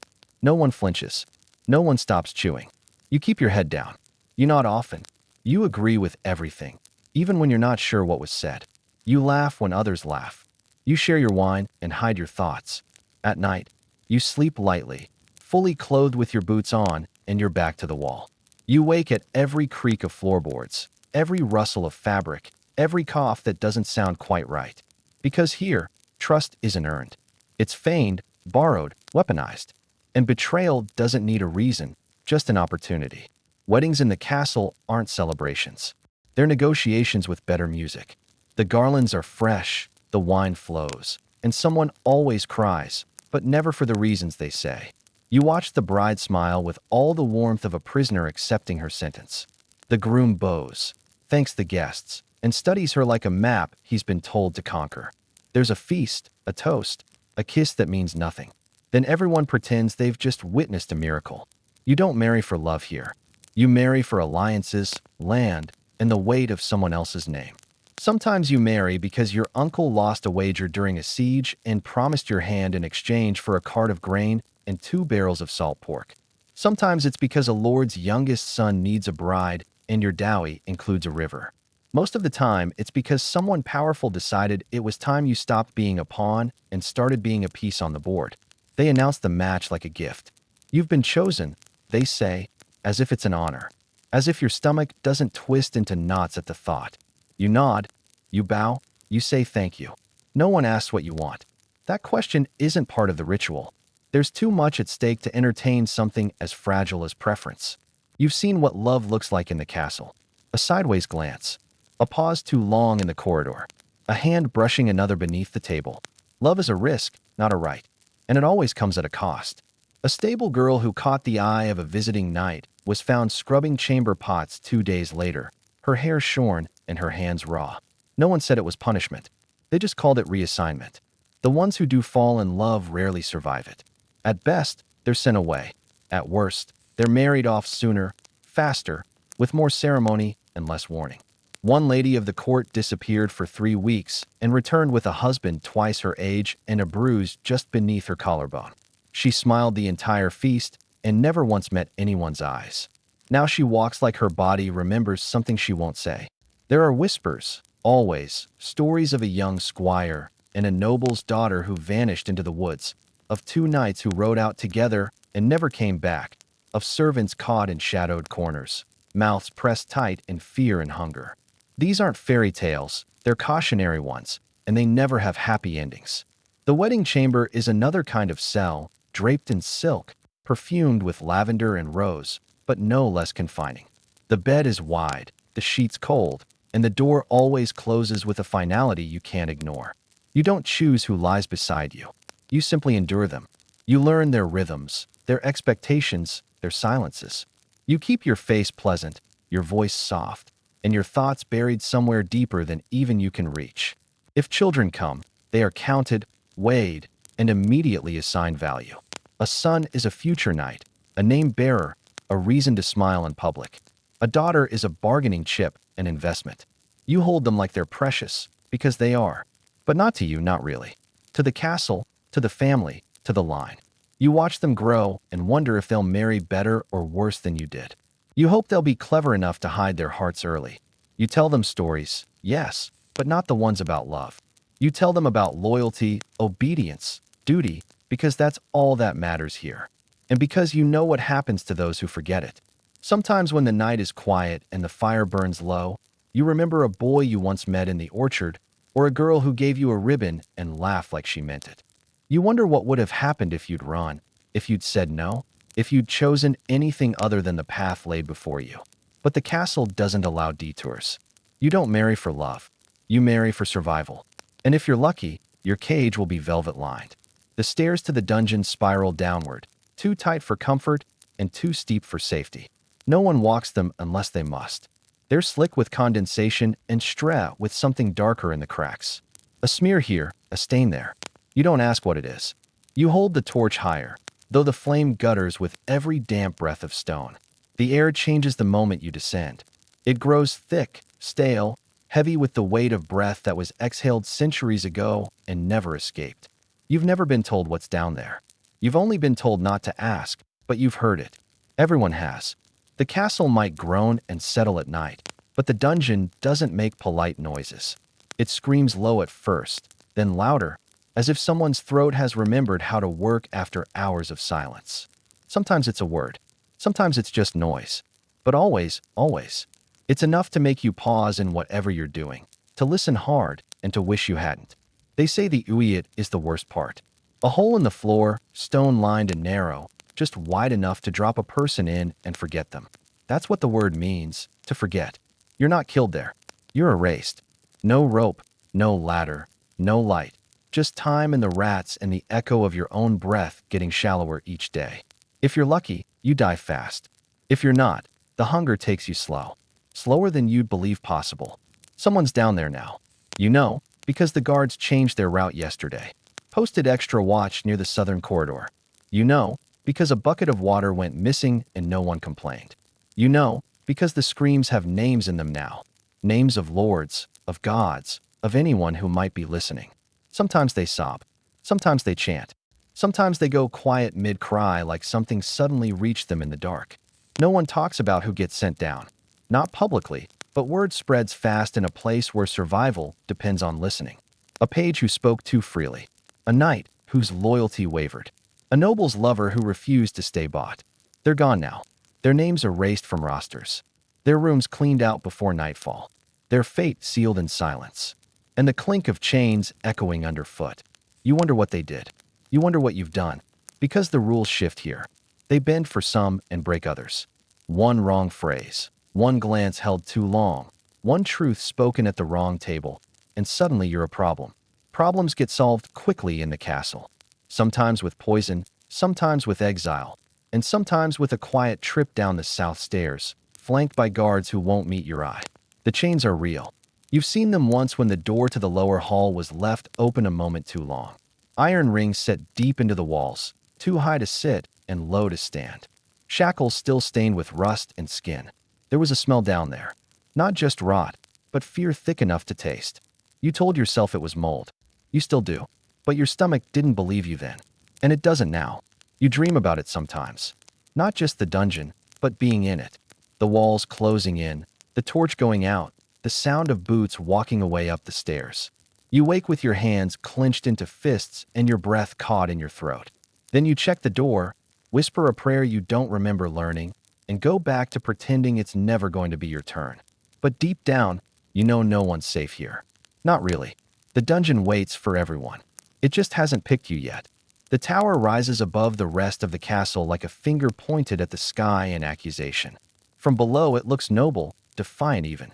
But once you're inside, the illusion dies. The air is colder there, sharper, thin as old paper. Stone walls wrap around you like they're waiting for you to break first. And they usually don't have to wait long. You climb the stairs one step at a time, spiraling upward, counting each turn as if it might save you. The stairs are narrow, slick with moss in some places, ice in others. There's no railing, nothing between you and a long, ragged tumble into the dark. You keep one hand on the wall, even though it's damp and clammy like a dead man's skin. The torch you carry sputters with every gust of wind sneaking through the arrow slits, and still the shadows multiply. There are doors at certain landings, thick oak things bound in iron. Behind some nobles are locked in quiet disgrace, exiled not to distant lands, but to height. They sit in rooms with a single window and a view of everything they used to own. You don't hear them often, but you know they're still there. Occasionally, there's a cough, a clink of a plate, a sob that slips through the stone like a draft. You once passed a boy bringing food to the topmost chamber. His eyes were hollow. His hands trembled as he held the tray. You asked who it was for. He said nothing, just shook his head and kept walking, slower than he needed to, like he was afraid of arriving. They say the tower is for reflection, for penance, for silence, but really it's for forgetting. No one climbs the tower unless they're being punished, protected, or erased. Sometimes all three. It's not a prison officially, but prisoners live there. So do traitors, widows, madmen, and old lords. Too dangerous to kill, but too useless to keep around. It's where you send someone when you want them to suffer quietly. The madness comes fast up here. Maybe it's the cold. Maybe it's the stillness. Maybe it's the way the wind howls against the walls every night, like it's trying to dig through and pull the soul out of whoever's left inside. You've heard them talk to themselves. Those who lasted more than a week, whispering names into the stone, making bargains with birds that land on the window ledge, laughing without any rhythm, without any reason. One knight threw himself from the highest window last winter. They said it was the guilt or the fever or both. They never found his body. The snow took it or the dogs did. No one asked too many questions. Another noble vanished completely. The guard swore he was there at sunset. By morning, the room was empty and the window unlatched. No footprints, no blood, just a cold plate of food and a letter no one could read. The tower plays tricks. It warps time. Days pass without meaning. The bells don't reach this high. You lose track of the sun. Meals come irregularly, sometimes twice in a day, sometimes not at all. You knock for warmth, for water, for noise. No one answers. You begin to wonder if you're still real, if you ever were. Those sent up rarely come down. If they do, they're different. Paler, quieter. Eyes ringed with something too deep for sleep to fix. You've seen one or two re-enter court life, smiling with lips that don't move quite right. People treat them gently, like cracked glass, but no one trusts them. Not really, because everyone knows the tower doesn't give you back the same person. It takes something every time. Sometimes it's memory, sometimes it's loyalty, sometimes it's your name. The tower doesn't care why you came, only that you did. And when the door closes behind you, the rest of the world keeps turning without you, as if you were never there at all. The first time something falls on you from above, you tell yourself it's dust. Maybe a flake of dried mortar. You brush it away and move on. But it happens again and again. Little specks, black or gray, sometimes still twitching. They land in your food, your hair, your open mouth if you're unlucky enough to yawn near a window. Soon you realize it isn't dust. It's part of something alive, something living just out of reach in the hidden world above your head. The ceiling in the great hall is beautiful. Carved beams, heavy arches, centuries of soot darkening the wood to a glossy black. But beauty fades the closer you look. Behind the ornamentation is a war zone, a territory ruled by wings, claws, and droppings. You can't see them clearly during the day, but you hear them shuffling, rustling, tiny, skittering feet crawling across beams that groan when the wind shifts. The ceiling cacks like it's whispering secrets, and those secrets always land in your bowl of stew. The pigeons are the worst. Fat, arrogant things that perch just above the chandeliers. They coo all day like bored nobility and leave reminders of their presence in greasy white splatters across the stone floor. No one can stop them. Nets have been tried. Spikes, scarecrows made of rags, and broken broomsticks. One servant even tossed a lit torch toward the rafters in frustration. He missed. The torch didn't. It started a fire that took 3 hours to put out and cost the steward 2 fingers. The pigeons came back the next day. Bats claim the night. When the last torch is snuffed and the castle sinks into cold silence, they emerge like a curse. Silent, sudden everywhere.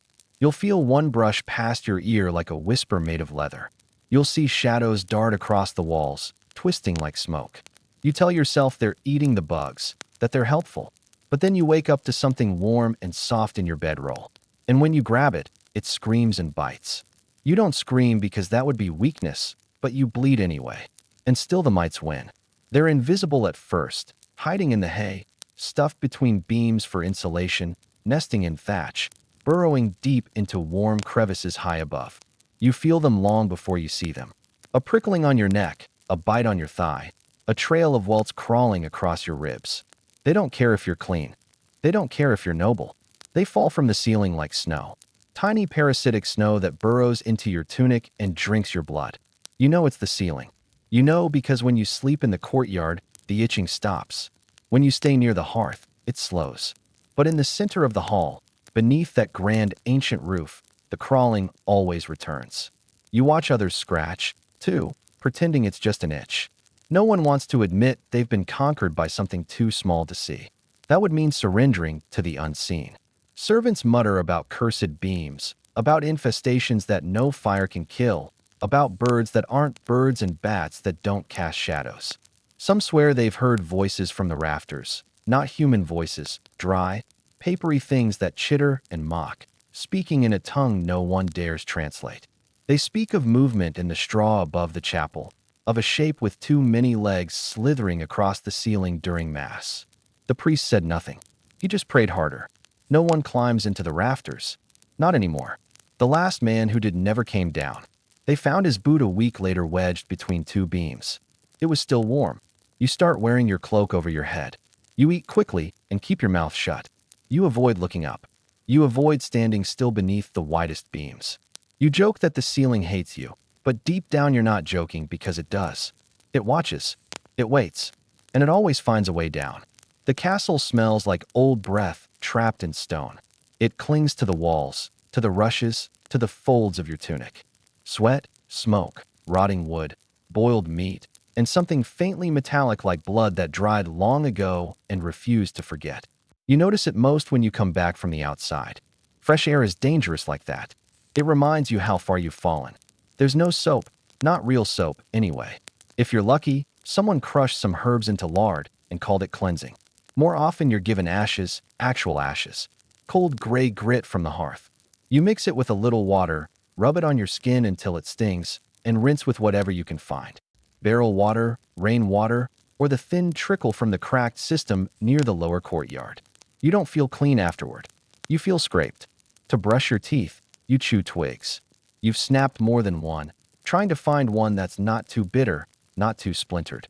You run the frayed end over your teeth, scraping off the grime, hoping it gets under the film of old meat in yesterday's stew. Your gums bleed by the second stroke. You spit out pink water. Rinse. Repeat. Some people don't even try. You can smell it on them when they talk. Breath like curdled milk and spoiled onions. Bathing is a production. First you need a tub, which is more a barrel sawed in half than anything inviting. Then you need water, lots of it, carried in buckets from the well or siphoned from a nearby stream, assuming it hasn't frozen over. Then you heat it pot by pot over an open flame.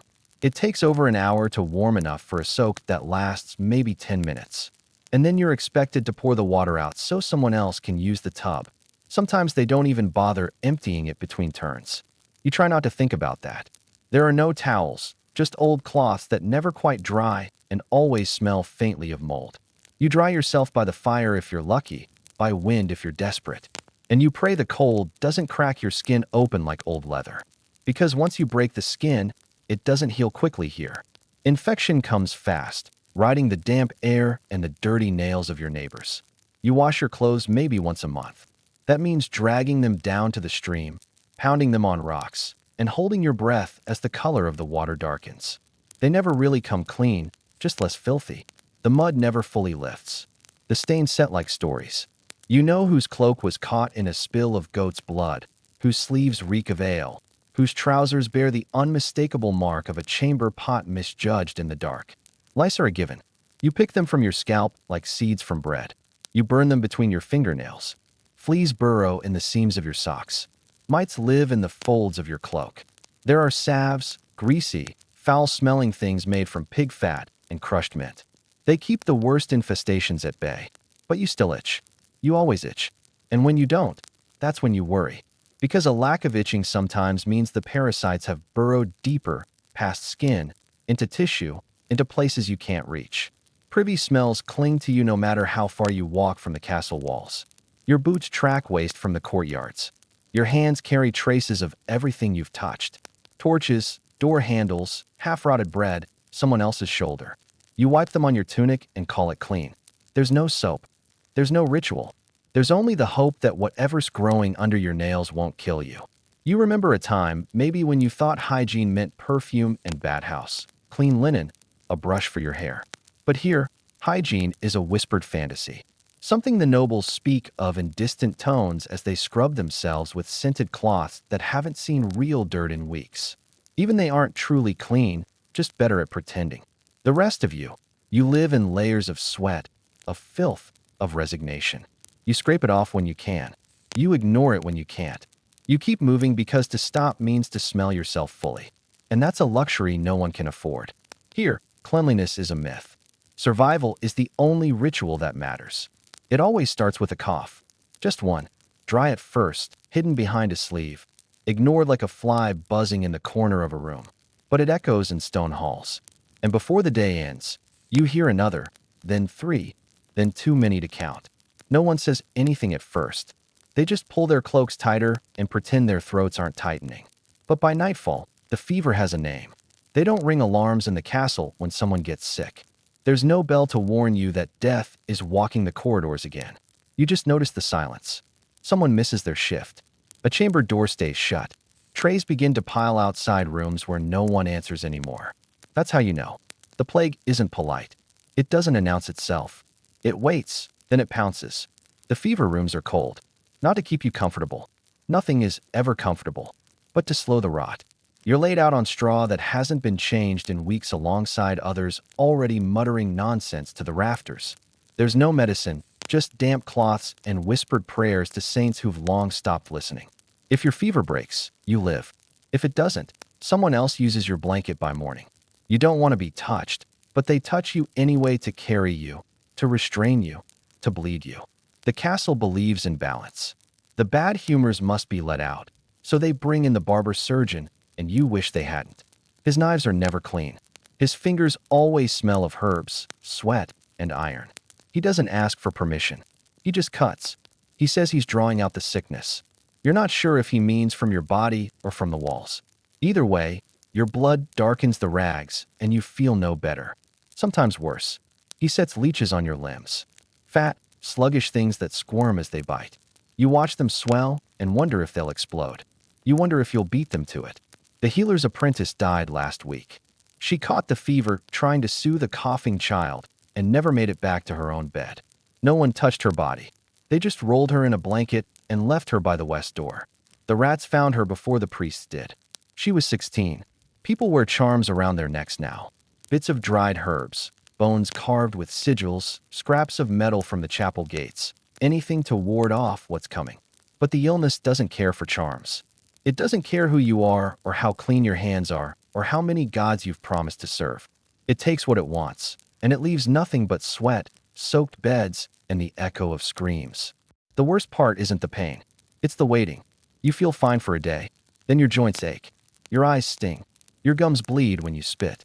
You tell yourself it's the weather, that the stew was off, that you slept poorly. But you always know. Some try to run. They leave the castle in the middle of the night, barefoot and wildeed, thinking the wind and open fields will save them. Most don't make it to the gates. Those that do rarely make it back. You hear stories from the guards how they find the bodies face down in the mud. Mouths open, throats raw from screaming. And still the castle continues. Meals are served. Doors are locked. Chores are done. The sick are ignored unless they collapse in the halls, in which case they're dragged aside with the same urgency as sweeping ash from the hearth. Life moves forward, because if it stopped for every death, the whole place would grind to dust in a month. You carry a handkerchief now, not because it helps, but because it hides. You cough into it and lie about the sound. You claim the chill of the cellar has your chest tight. You smile when others look, but not too wide, never too wide, because fear spreads faster than fever. And in the castle, illness isn't a guest. It's a ruler, one that doesn't knock. The chapel smells of melted wax and damp stone. It's supposed to be a place of peace, of clarity, of divine shelter in a world thick with mud and betrayal. But the second you step inside, you know it's just another room with secrets. The kind that cling to the floor like dried blood. The kind that echo in whispered prayers and eyes that never close all the way. The altar is simple, wooden, scorched at the edges from a fire no one speaks of anymore. A tattered cloth hangs over it, once white, now closer to the color of old teeth. Candles flicker along the walls, their light more shadow than glow. You kneel at the bench, back stiff, eyes forward, hands folded like you remember from childhood. You recite the prayers. You move your lips, but your thoughts are not with heaven.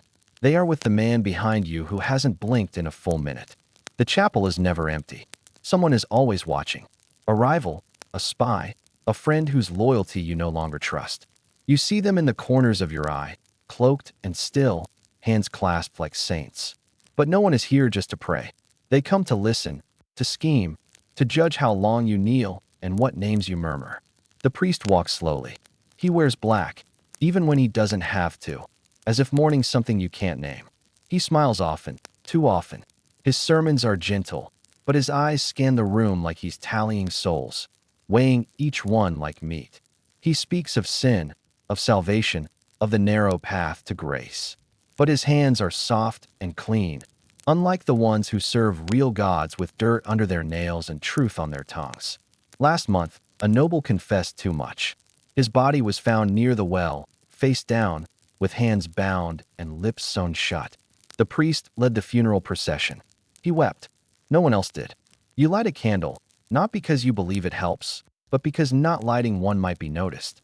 You whisper a name, not your own, and pray it will do. You pray for safety, for silence, for one more day without another door closing behind you. And when you open your eyes, someone has shifted closer. You don't turn to look.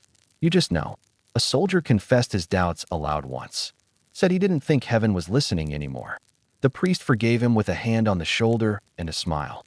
The next week, the soldier was sent to the wall during a storm, wearing armor that didn't fit and boots with cracked soles. He froze. They said it was chance. Everyone knew better. Even the statues in the chapel don't comfort you. Their faces are worn smooth by time, their eyes gone, their mouths twisted by moisture and rot. They stand in niches, looming over you like witnesses, not guardians. You wonder if the saints remember who they were supposed to be. You wonder if they ever did. Sometimes confessions disappear, written ones placed carefully in the box by those too frightened to speak. You slip one in once. 3 lines about something you saw in the kitchens, something that could ruin someone. The next day, the box is empty. The cook is gone. The priest thanks you with a nod. You don't write another. The nobles take communion first. They kneel longer, louder with words like honey and eyes like knives. You keep your head down. You accept the wafer. You don't taste it. You try not to think about whose hands touched it before yours. You try not to flinch when the priest's fingers brush your lips. You nod, rise, return to your bench. Your stomach aches from the broth you didn't finish at breakfast. Or maybe it's the nerves. Or maybe it's the knowledge that this is not sanctuary, not safety, not anything close to holy. It's a stage, and you are always performing. You leave the chapel quietly, the same way you entered, with your mouth closed and your back straight. You don't speak until the door closes behind you, and even then, only to yourself. You wake to the sound of horns, but it isn't a song. It's the kind of blare that vibrates inside your ribs that pulls you out of half sleep before your eyes even open. Then come the shouts. Men barking orders, others just screaming. The ground beneath you trembles, not from footsteps, but from impact. Something heavy is hitting the outer gate. Again and again, the siege has begun. You grab your boots and run without lacing them. Everyone is moving. No direction, no formation, just movement. Soldiers spill into the courtyards like ants from a burning hill. The archers are already at their stations, their faces pale under the morning fog. Servants carry barrels. Some stumble. One slips on wet straw and doesn't get up. You're handed a pot. It's hot, heavy, and sloshing with something dark. You ask what it is. The man who gives it to you doesn't answer. He just shoves it into your arms and pushes you toward the stairs. You climb. Each step is slick with dew and panic. At the top, the world opens, and what you see steals your breath. They've surrounded the castle. A sea of tents and torches and bodies, all moving with purpose. You can't count them. You try anyway, but the numbers spiral in your head. Too large, too fast. Banners flap in the wind. Not your own. The enemy has names you know and names you don't. Some once dined in the very hall you served in last week. They're here now, not for bread, but for blood. You're told to hold the wall. So you do. You crouch behind the stone rampart, the pot beside you, and try to remember what you were told about tar. Boil it. Pour it. Don't let it spill on your own hands. You peek over the edge, heart hammering. Below, ladders are being dragged forward. Siege towers roll closer, slow and unstoppable. A man beside you vomits into the corner, then wipes his mouth and knocks an arrow. Another prays under his breath, lips moving too fast to form words. You grip the handle of your pot and wonder how many others were sent up here with nothing but boiling death and a hope they don't miss. The first ladder hits the wall with a crack like bones splitting. Hands appear, dirty, armored, grasping. Someone screams, not in pain, in rage. Steel clashes. The archer fires point blank into a face rising over the wall. Another man swings a mace and knocks the climbing soldier down, but more replace him before the thud of the body fades. A shout. Your name. You're up. You grab the pot with shaking hands, lift it above your head, and stagger toward the nearest ladder. You don't look at the men below. You look at the angle, the curve of the stone, the way the boiling surface ripples with every heartbeat. Then you pour. It hisses as it hits. The scream is instant and awful. Flesh cooks. Armor warps. You drop the empty pot and step back. The smell of burning hair curling into your nose and staying there. You don't know if you hit the right man. You don't know if it mattered. Another ladder. Another charge. You're handed a second pot. This time you don't ask what's in it. You lose track of time. It blurs into a loop of lifting, pouring, ducking. The sun crawls higher. The bodies pile up. The stones run slick with more than water. Now somewhere below, a ram slams into the gate. Each hit shakes your spine. Dust falls from the tower above. You think about the floors beneath you, the ones that groan when it rains. You wonder if they'll hold. By midday, you can't hear much. The roar is constant. Drums from outside. War cries from within. Metal against metal. Screams from both sides. Your voice is gone. Your arms ache. You've burned your fingers, but you can't stop. If you stop, someone else has to do it. And maybe they'll miss. Then silence. Not total, but enough. The ladders retreat. The towers roll back. Horns again, but not yours. They're called to fall back. You don't cheer. You don't move. You just sit back against the wall, hands blistered, tunic soaked with sweat, blood, something else. You're not sure who won. You're not sure this counts as winning. The pot beside you is still half full. You leave it there. You know they'll be back. It starts with a sound you can't place. Not footsteps, not shouting. Something slower, wetter, a scrape, a shuffle, a faint splash that seems too low to worry about. But you worry anyway, because in a castle under siege, silence is the only thing more dangerous than noise. You're posted in the corridor near the servants' wing. Not glamorous, but close enough to hear if the gate falls. You stand beside a narrow archway that leads down to the guard rope. A stone seat over a vertical shaft meant for relieving yourself with as much dignity as a hole in the floor allows.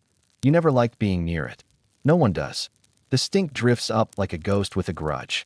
The air there is always warmer than it should be. Tonight it's quiet. Too quiet. The sound comes again. You freeze. Another splash. Then something hollow brushing against stone. Maybe it's an animal. Maybe it's runoff. Maybe it's your imagination playing tricks on your exhaustion. But then the stench sharpens. Not just waste. Fresh blood and wet leather. You step forward, grip your spear, and peer down the corridor toward the chamber where the chute begins. It's dark. The torchlight doesn't reach that far. You should call for help. You don't. You move instead, slow and stupid, like a man walking toward thunder, convinced it's only wind. The door to the latrine is ajar. That's wrong. It should be shut, locked during siege protocol. You touch the wood with the tip of your spear and push. It swings inward with a groan. And that's when you see it. A boot, just the toe, slick with filth and sludge, emerging from the shaft like the start of a nightmare. Then a hand gloved and shaking, reaching for the rim of the seat. Then a face, pale, soaked, strewn with grime and ash, eyes wide and wild, but focused. Not a beggar, not a ghost, an enemy. He's climbing up through the waste chute. You freeze. Your stomach turns. The man gasps and grips the stone like a drowning sailor. His armor is padded and blackened with soot. He must have crawled through hundreds of feet of sewage, through every foul thing ever dumped from the castle's buffels. His expression isn't rage, it's purpose. He isn't alone. Another hand follows. Another set of eyes. You hear breath muffled by cloth wrapped around mouths and noses. They came prepared. This isn't madness. It's a plan. You swing your spear hard and fast, striking the first man's wrist. He snarls but doesn't fall. His knife flashes, slick and short, meant for stabbing in close quarters. You lunge again, and this time you connect with his shoulder. He slips back into the chute with a splash that turns your stomach. But more hands are coming. You run, not out of fear, though that burns in your chest, too, but because you understand now they're inside. Not at the gate, not on the wall. Inside, in the pipes, the cracks, The places no one guards because no one sane would crawl through them. You sprint down the corridor, past sleeping servants, past stacked linens, past the wine cellar. No one locked because it didn't matter yesterday. You shout. It echoes. Someone grabs a torch. Another draws a sword. Too late. The guard robe spills over. 3 men in black lurch out of the stone shaft like rats pulled from the flood. They're covered in waste, steaming in the cold air, eyes burning through slits in cloth masks. One slips on the floor. Another drives a blade into the chest of a boy barely old enough to shave. The third runs toward the stairwell, toward the great hall. The castle isn't a fortress anymore. It's a funnel. Everything narrows. The halls twist. The guards panic. No one knows where to run or what to protect. A woman throws boiling wine. A stable hand fights with a broom. The men who came through the latrine aren't many, but they're already too far in.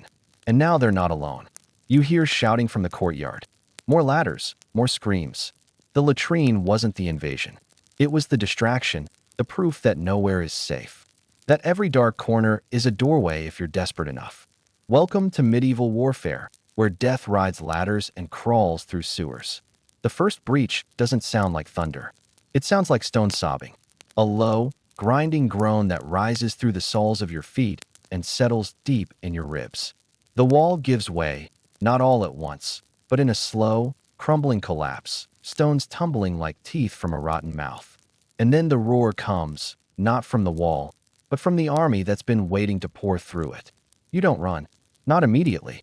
You freeze, holding a ladle.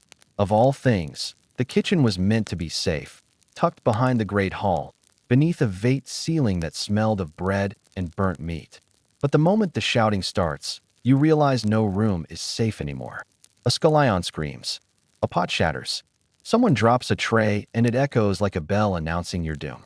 You run because everyone else does. Through the corridors you memorized in childhood, up staircases that wobble beneath your weight. You pass soldiers bloodied and swaying, eyes wide with confusion. Some raise swords, others raise hands. None of them know where the enemy is anymore because now they're everywhere. The fire spreads faster than the swords. A tapestry ignites near the chapel. Arrows tipped in flame arc through windows high above. The smoke doesn't wait. It follows you, clings to your skin, fills your mouth until you're coughing more than breathing. In the great hall, chaos wears velvet. The nobles haven't prepared for this. Not really. Their escape plans involve messengers and delay. Their boots are decorative. Their cloaks catch fire easier than hay. One trips over a bench and is trampled by his cousin, who carries a goblet and nothing else. Another slaps a servant for being too slow, then turns and begs that same servant to save his wife. The servant vanishes. So does the wife. You find the heavy oak table at the center of the room, the one where they held feasts and whispered treason, and you dive beneath it. Your knees hit stone. Your breath comes in ragged bursts. You can hear your heart louder than the battle, and still you do not move. From your hiding place, you see feet. Some bare, some armored, one pair dragging as if their owner is already half dead. Screams ripple through the room like waves crashing against a broken shore.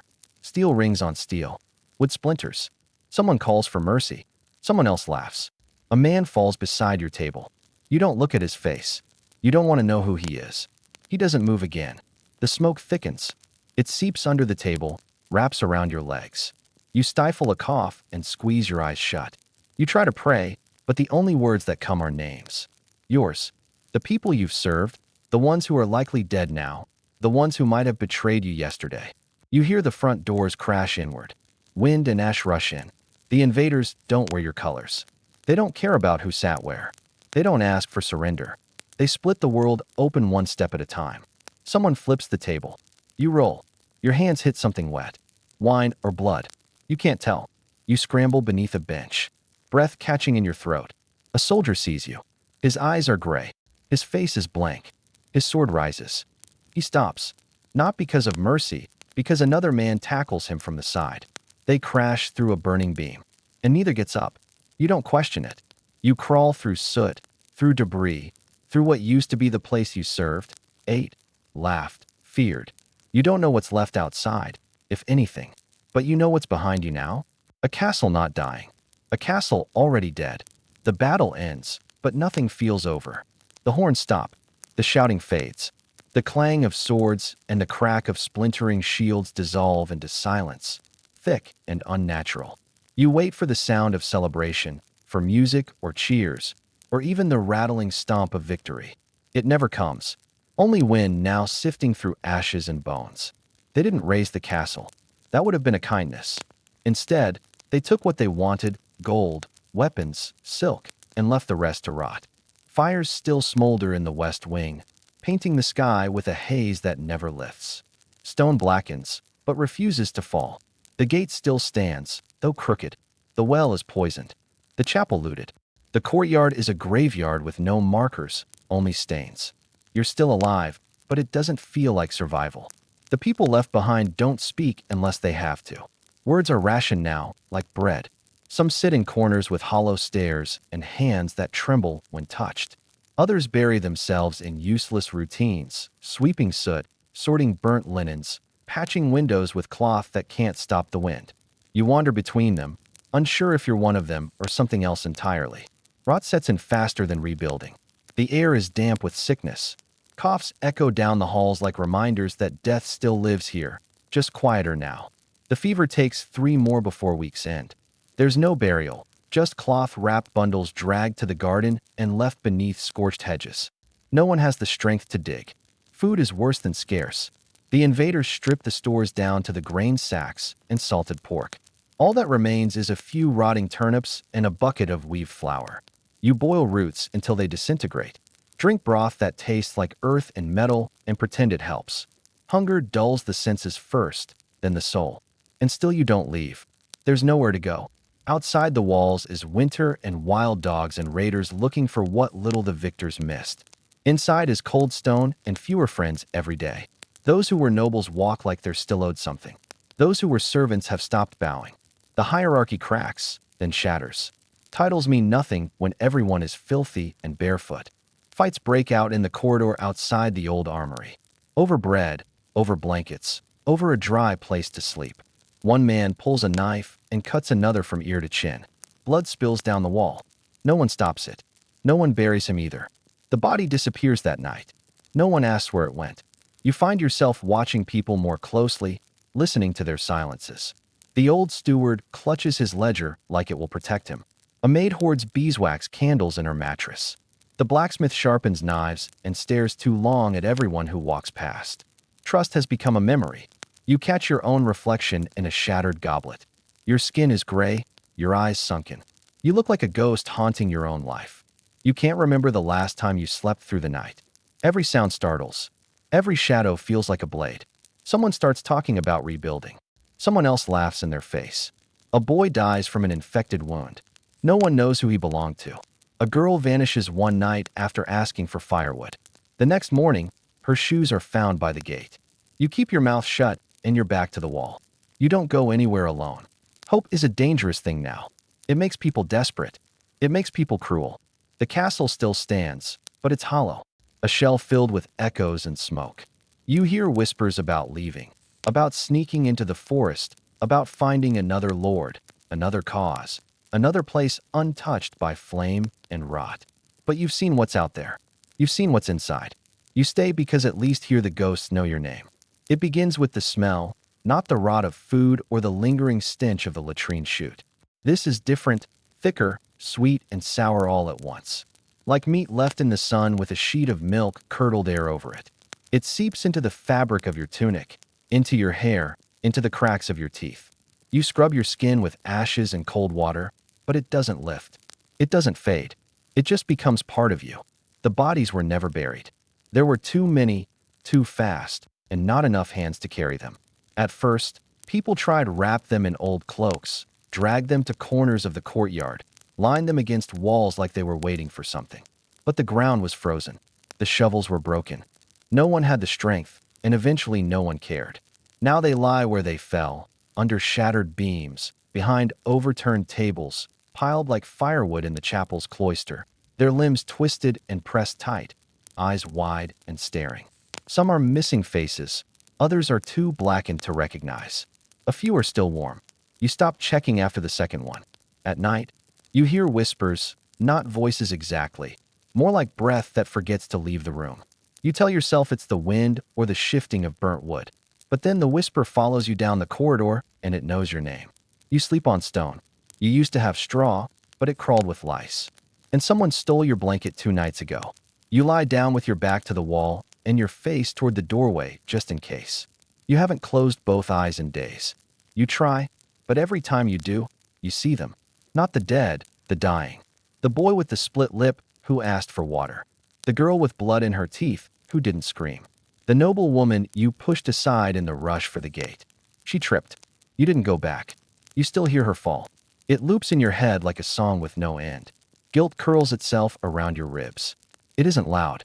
It's a constant pressure, like a hand just beneath your skin, tapping once every few minutes to remind you. You tell yourself you did what anyone would have done, that survival isn't a crime, that you didn't mean to leave them, that you couldn't have saved them. But the dead don't need your excuses. They just keep showing up. You see one near the well, a man with no lower jaw, his tongue swinging like wet rope.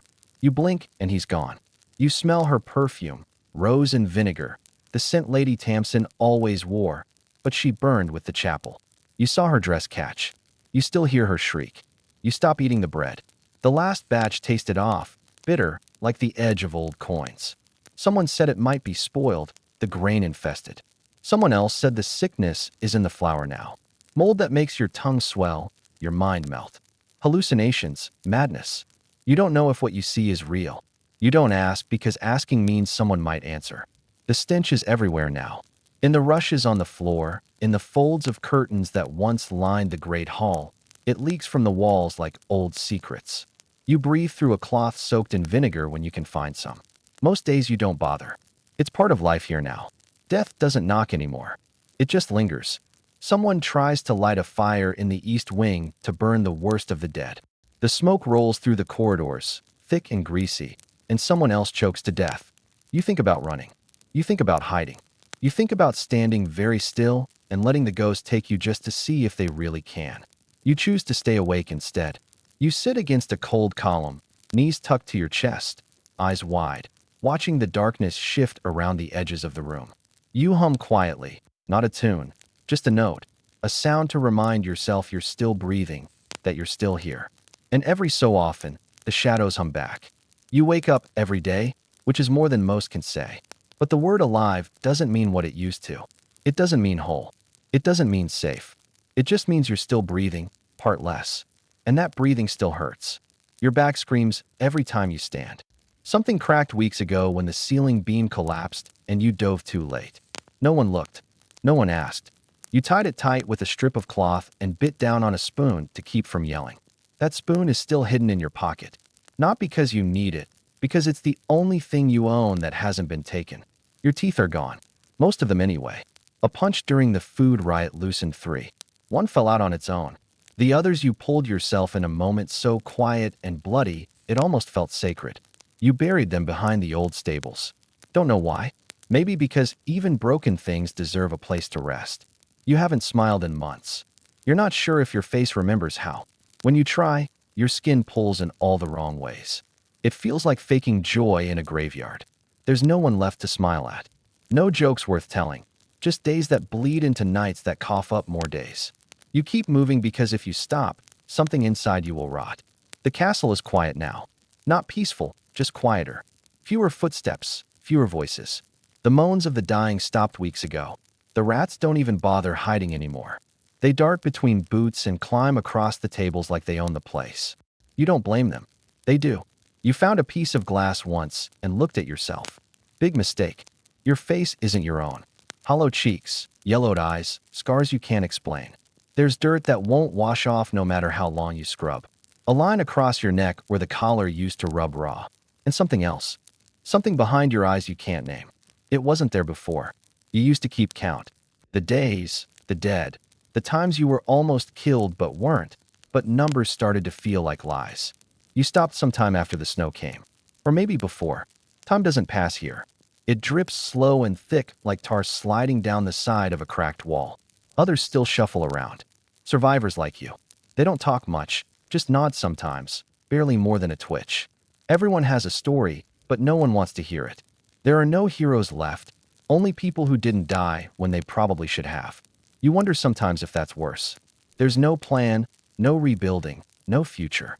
The idea of a future makes you laugh. Not out loud, never out loud, but deep in your chest where the sound dies before reaching your mouth. Some still whisper about escape, about finding another town, another lord, another place that hasn't fallen, but no one leaves. The gates creak, but they don't open. The walls didn't keep the enemy out, but they keep you in. You sit by the same hearth every night.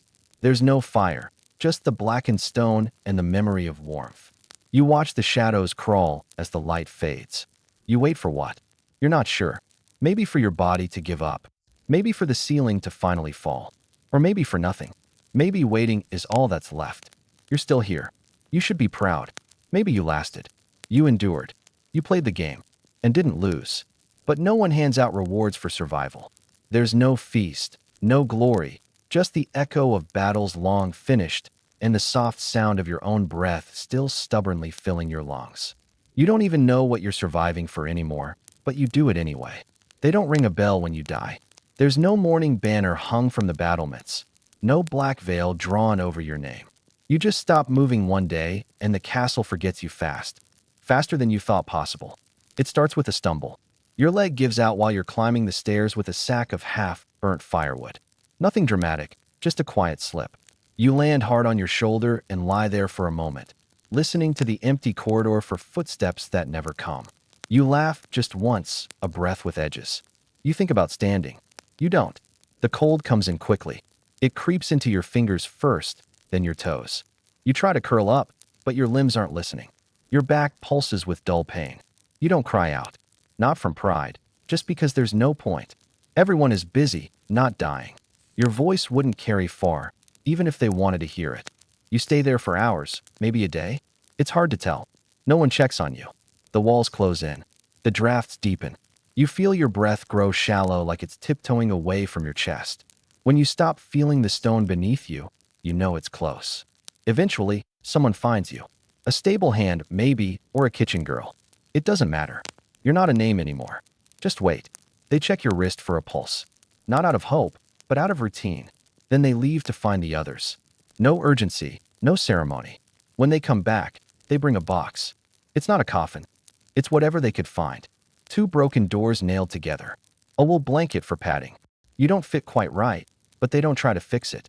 They just wedge your legs in and close the lid with a brick on top. The box doesn't smell any different than the hallways. No one says anything. Not a word. No prayers. No lies about peace or God or rest. Just a grunt as they lift you, 3 to a side, carrying your box like a sack of grain. You're heavier than they expected. Or maybe they're weaker than they used to be. You leave the castle through the postern gate, not the main one that's still half buried in rubble, its chains rusted stiff. The postern cracks open just enough to let you pass. They don't look back as they go, just straight ahead through the frostbitten field toward the stretch of woods where the ground might be soft enough to dig. If they bury you, it'll be shallow. The spade they're using has no handle. One of them is coughing too hard to help. Another keeps checking over his shoulder like he's afraid someone will stop them, or worse, join them. They drop your box on the earth like dropping a burden. You roll slightly. The lid shifts, and for a moment the wind lifts a corner of the blanket. They don't fix it. If the ground's too frozen, they'll leave you. Cover you with leaves. Say they'll return when the thaw comes and forget exactly where you were left. A fox might find you first, or rain, or time. If they bury you, no stone will mark it. No one will remember which pile of rocks hides your ribs, which crooked tree grew roots through your spine. The castle will move on. The rats will reclaim your corner. The servants will find another name to whisper. The ghosts won't even notice the change. And if you're lucky, truly lucky, no one else will die the same way. But luck doesn't live here anymore. Not in the castle and not in your box.